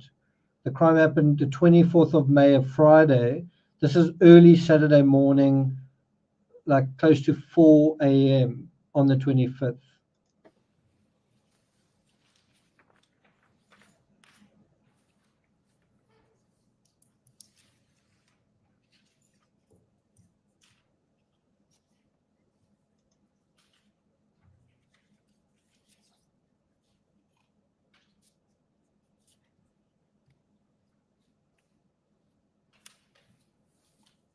Now, I must say, what I find quite sad about this is Jennifer had already basically left her husband. So they were already separated, and she nevertheless lost her life. You know, like if you think about Suzanne Morphew, she was still in the house. And then that's when what happened to her. But in this case, someone had gone to the trouble to extricate herself from a relationship, and then that wasn't enough. That certainly is quite tragic.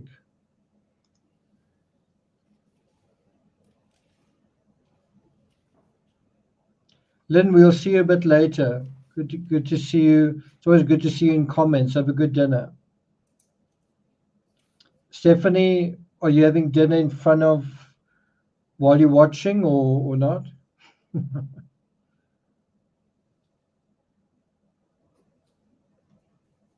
Okay, can you see how pitch dark it is at night? And yet this crime didn't occur at night. It occurred shortly after the kind of breakfast run. But like the point I made earlier on, each little home is like an island, right? And I think what the killer forgot about is because there are little other islands dotted around, the chance is that one of them is going to have CCTV, and that's exactly what they did have.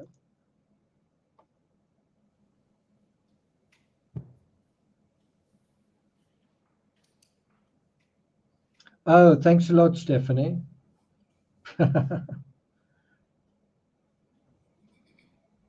Well, tell your husband I say thanks as well. Okay.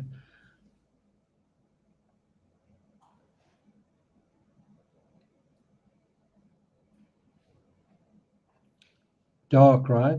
Dark, dark, dark.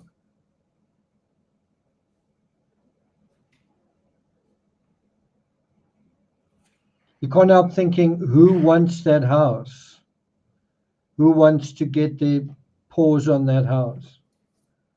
Don't those garage doors remind you of the Chris Watts case?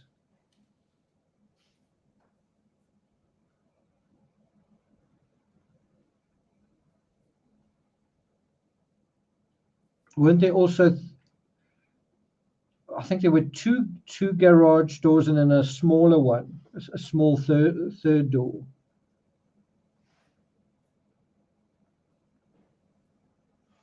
Now, if you look at that, there are lights here. So one wonders if there was some kind of system that perhaps hadn't been activated yet, or had been activated and then was deactivated.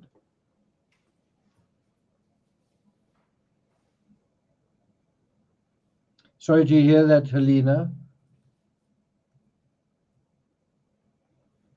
Amy says, this neighborhood will make your jaw drop with how big the houses are.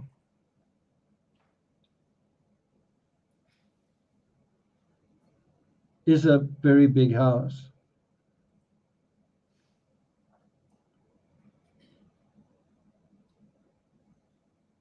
It's a classy home, right?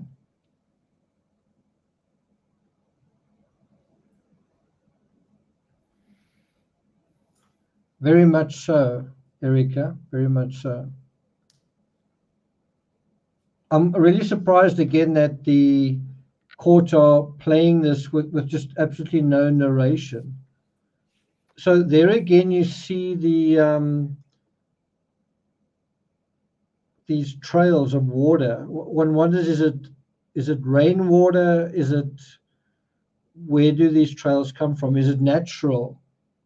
Is it from sprayers? And if you had to ask me, I would say probably it comes from sprayers.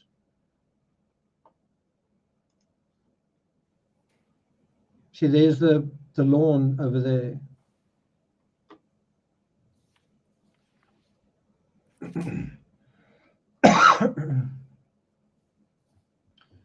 Someone mentioned trash cans near the garage. I wonder where that is. Is Cotton Star still here? Yeah, sprinkler.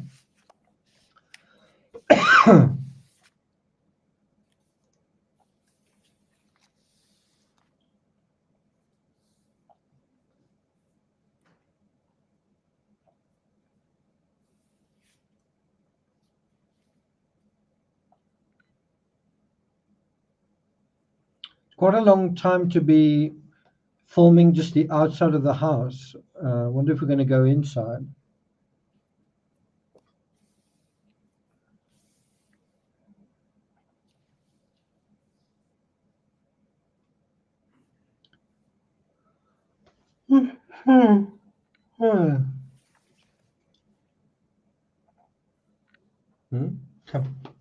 Come, boy. Come. Come.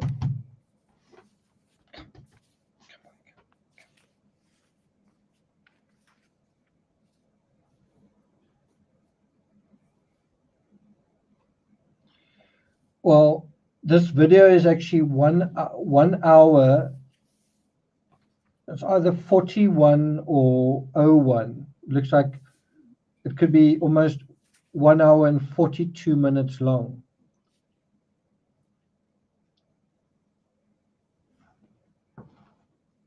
Let's see if we can get to the inside.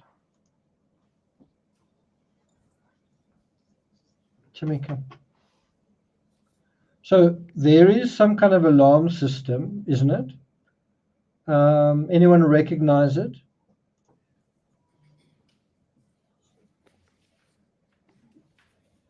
With some kind of security system. There's a FedEx parcel. Now, remember I mentioned earlier, what if you're committing a crime in the garage and someone comes and delivers FedEx or Amazon? It's not an ideal place. It's not as soundproof as the rest of the home.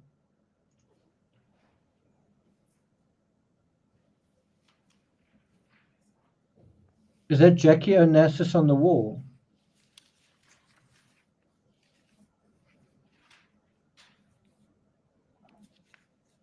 I'm going to try and move forward to when we get to the garage. Let's see if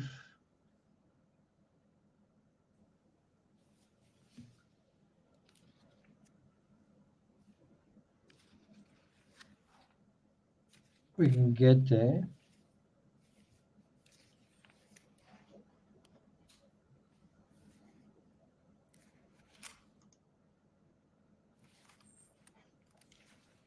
That's quite interesting, the way those papers are laid out. That's quite interesting.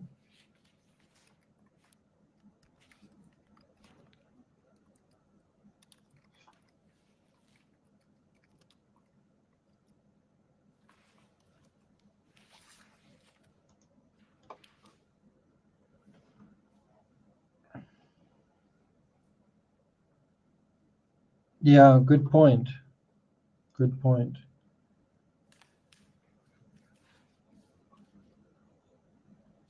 Now remember, they only saw that footprint on the second visit. Now, I was wondering what the relevance was of basketball And I suppose what the defense could suggest is that someone could have injured themselves playing basketball, I guess, in the garage or something like that. I think I'm going to wrap this up fairly soon. My dog wants to go for a walk now. I haven't actually taken him, so I'm actually going to take him for a little bit of a late night stroll. So let's just finish up with this section of the video. Obviously, the kit of the kids. Those look like, wow, that looks like quite a lot is going on here.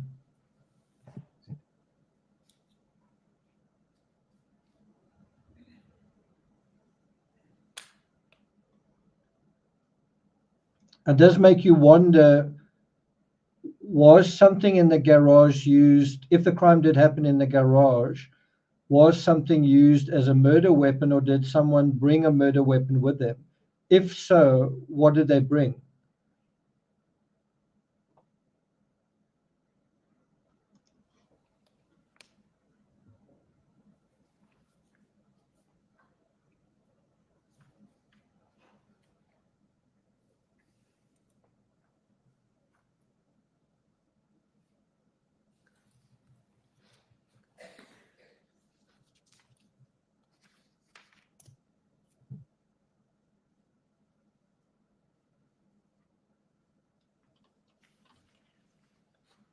Amy, was there anything else you noticed? I presume you watched all of this footage. Was there anything else you noticed elsewhere in the house? That looks like another footprint. Did you see that over there? Looks like possibly another footprint. Even there, sorry, a shoe print.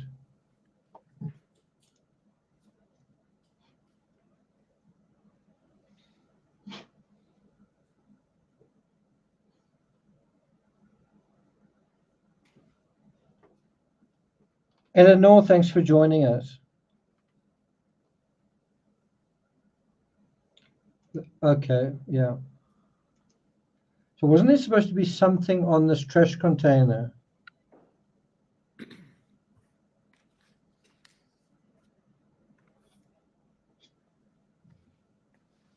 Is that something?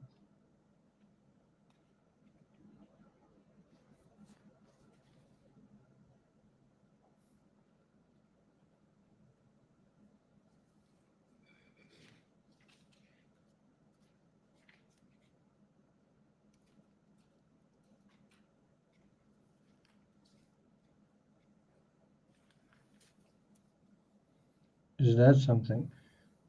So obviously we're at the stage now where, in terms of the investigation, where you look at all sorts of things. You look at the grass, you look at the house on the outside, you look at the driveway, you look at the bedrooms, you look at the bathrooms, and you have no idea what is actually of significance, right? And that is how all these investigations start, with just a lot of noise, just a lot of information, just a lot of things to go through step by step systematically, and then start to narrow your focus. So it does make sense that you start off with a broad focus, looking at the whole house, looking at many suspects, many possibilities, but over time you want to narrow that focus. And that's why you don't want to narrow your focus right in the beginning. You don't want to go, let's just look at the garage, which is what we're doing. But you want to try and, if you're the investigator, you want to try and keep an open mind. Bear in mind, they haven't been able to find Jennifer. So maybe there's evidence that they've overlooked, or evidence they missed. And perhaps they did that at some point when they were narrowing their what do you call it? Narrowing their gaze. That's when they missed something that was necessary to see.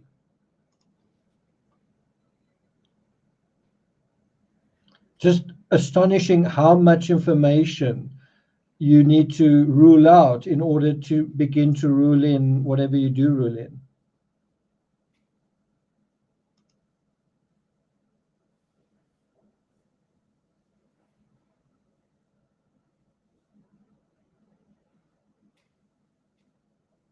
Doesn't that look washed out?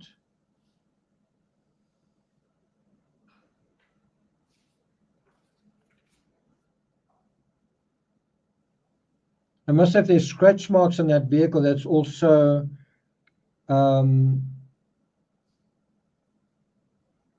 interesting, if they are. As far as I know, she was declared dead yesterday.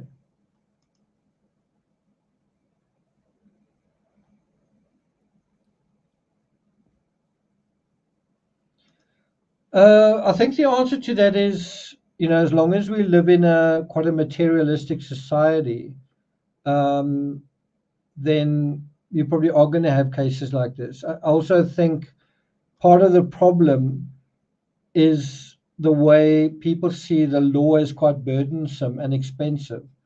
And that it's a way to avoid that whole long, drawn out, intricate process. So, if you're talking about a solution, I'm not quite sure what the solution is. Don't get married. I'm not quite sure what the solution is.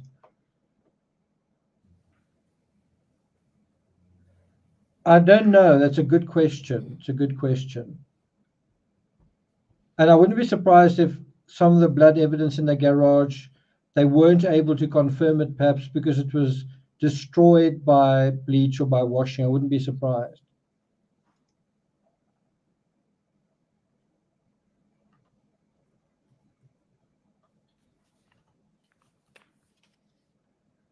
I think someone's answered your question, 2 years, right? He did say something about that.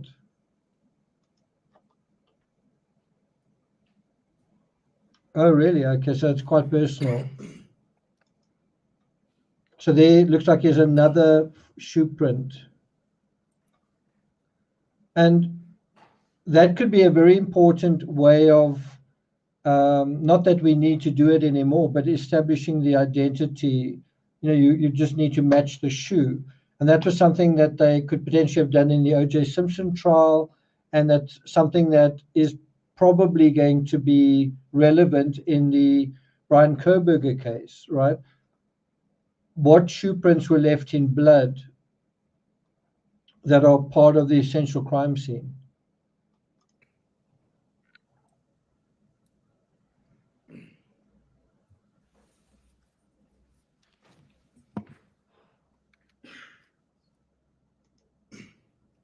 So there is looks like a print, shoe print.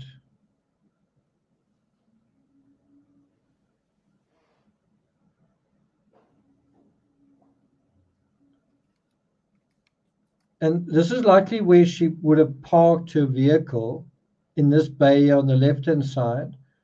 And was someone hiding just behind this door?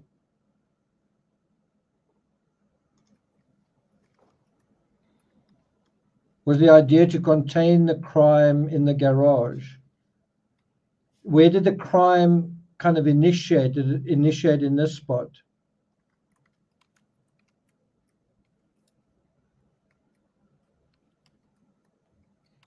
Are these kind of buff marks? Is this damage to this side of the vehicle? Is that a scratch over there?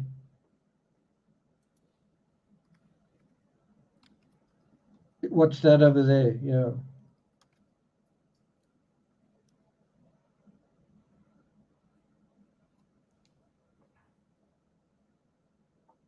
These look like fine red dots over here. And there, yeah.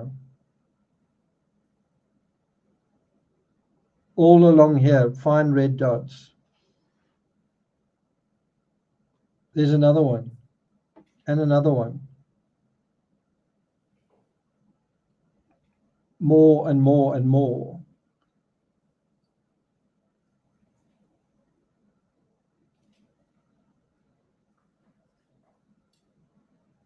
So could this be the crime scene over here?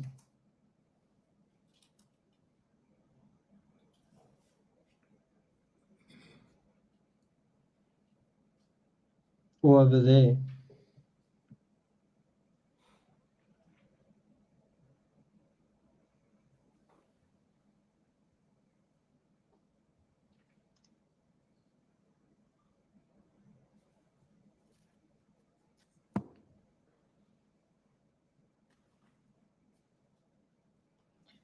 It does look that way. It does look that way.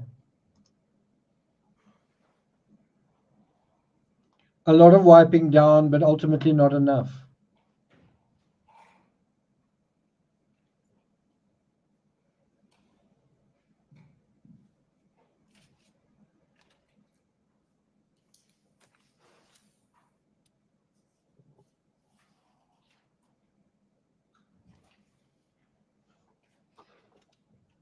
So just another reason why, and it's not to say that if something is not very intelligent, that's not what happened, because there are often things that happen that aren't very intelligent.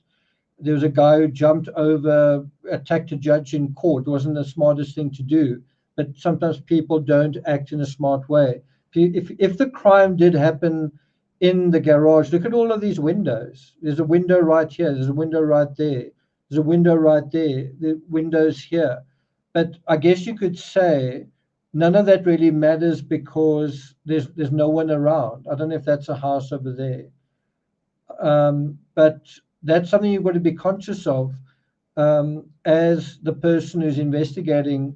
Isn't the perpetrator going to be conscious of that? Of course, if he commits the crime at the door, it's maybe going to be difficult to see anything, especially with the vehicle blocking. If the vehicle is parked here, how much are you going to be able to see inside the garage?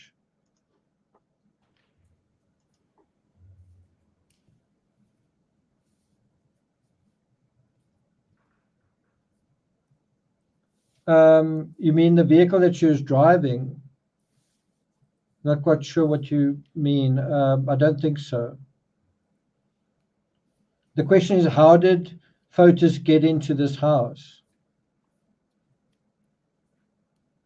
So we're almost at the end of this video footage. Let's see if they show, I thought they were going to show the front of that vehicle. Okay, that's it, that's it.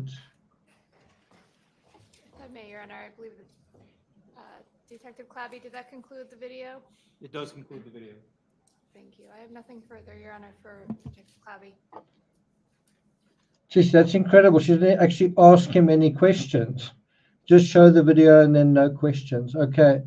So Amy says there is a keypad on the garage. Okay. Okay, so I'm not going to take it further than that. We're almost at the 4-hour mark. I am sorry that I only started covering this kind of about 2 or 3 or 4 hours after it started. I went to the doctor today, so that's part of the reason why. And I'm going again to the doctor tomorrow. So unfortunately, I think I'm going to be late to cover it again tomorrow, but I will be covering it hopefully promptly from then onwards. I kind of just want to cover a trial remotely as opposed to doing it, going to the courtroom. And I also want to just see how it goes down with my subscribers. So when Stephanie mentioned this case, I thought it was worth looking at it. It's a case I know about. It is so intertextual to so many cases that we've looked at. And once again, you've got that frustrating aspect of how did they actually hide her body in the end? And then you've also got the aspect of there's no body, and yeah, you've got a mistress who's being associated with a crime. It's quite unusual. It's not a straightforward case in that respect. So I'm going to try and cover this case. We've just done day 1, and give me a little bit of leeway. Tomorrow will probably be quite similar to today, but then from Monday onwards, we'll try and cover it properly. I'm not sure if I want to cover, if it's like an 8-hour court day, I'm not sure if I'm going to be covering the whole 8 hours. I might do the same thing that I did today, is just go try and listen to some of it in advance and then just do kind of the highlights. I might do that. That's really the idea. Anyway, I hope you guys have found it interesting. Someone says, get some rest. Thanks a lot. If anyone has got the link to the affidavit that deals with Photos Dulos, please send that to me. Thanks a lot, Terry Dean. Thanks, guys. Cool. Stephanie, thanks a lot for missing your dinner or delaying it for our part, but you can go now and have a good dinner. Thanks, guys. I'll try and see you same time this time. Bear in mind, I've just put out a video on Madeleine McCann based on my visiting the crime scene. I think it's quite interesting, so check it out. Karen Frank says, pretty unusual case. Thanks for the walkthrough. Bria, I hope you're doing well in France. Good to see you here as well. All right. Mel says, always learn a lot when we go through. That's good to hear. But Mel, you were definitely spot on with the garage guess or whatever you want to call it, assessment. Cement is very porous, yeah. It does look that way. It definitely does look that way. Okay, so that's it from me. I'm going to try and play out with the intro here. I just need to do that. Last couple of comments. Mods, thanks very much. Those who gave super chats or memberships, really appreciate it. Robbie Robbins says, can't wait to see the latest Maddie video. Yeah, it should be worth seeing. Cool. Terry, thanks. Mods, thanks. I'll see you guys later.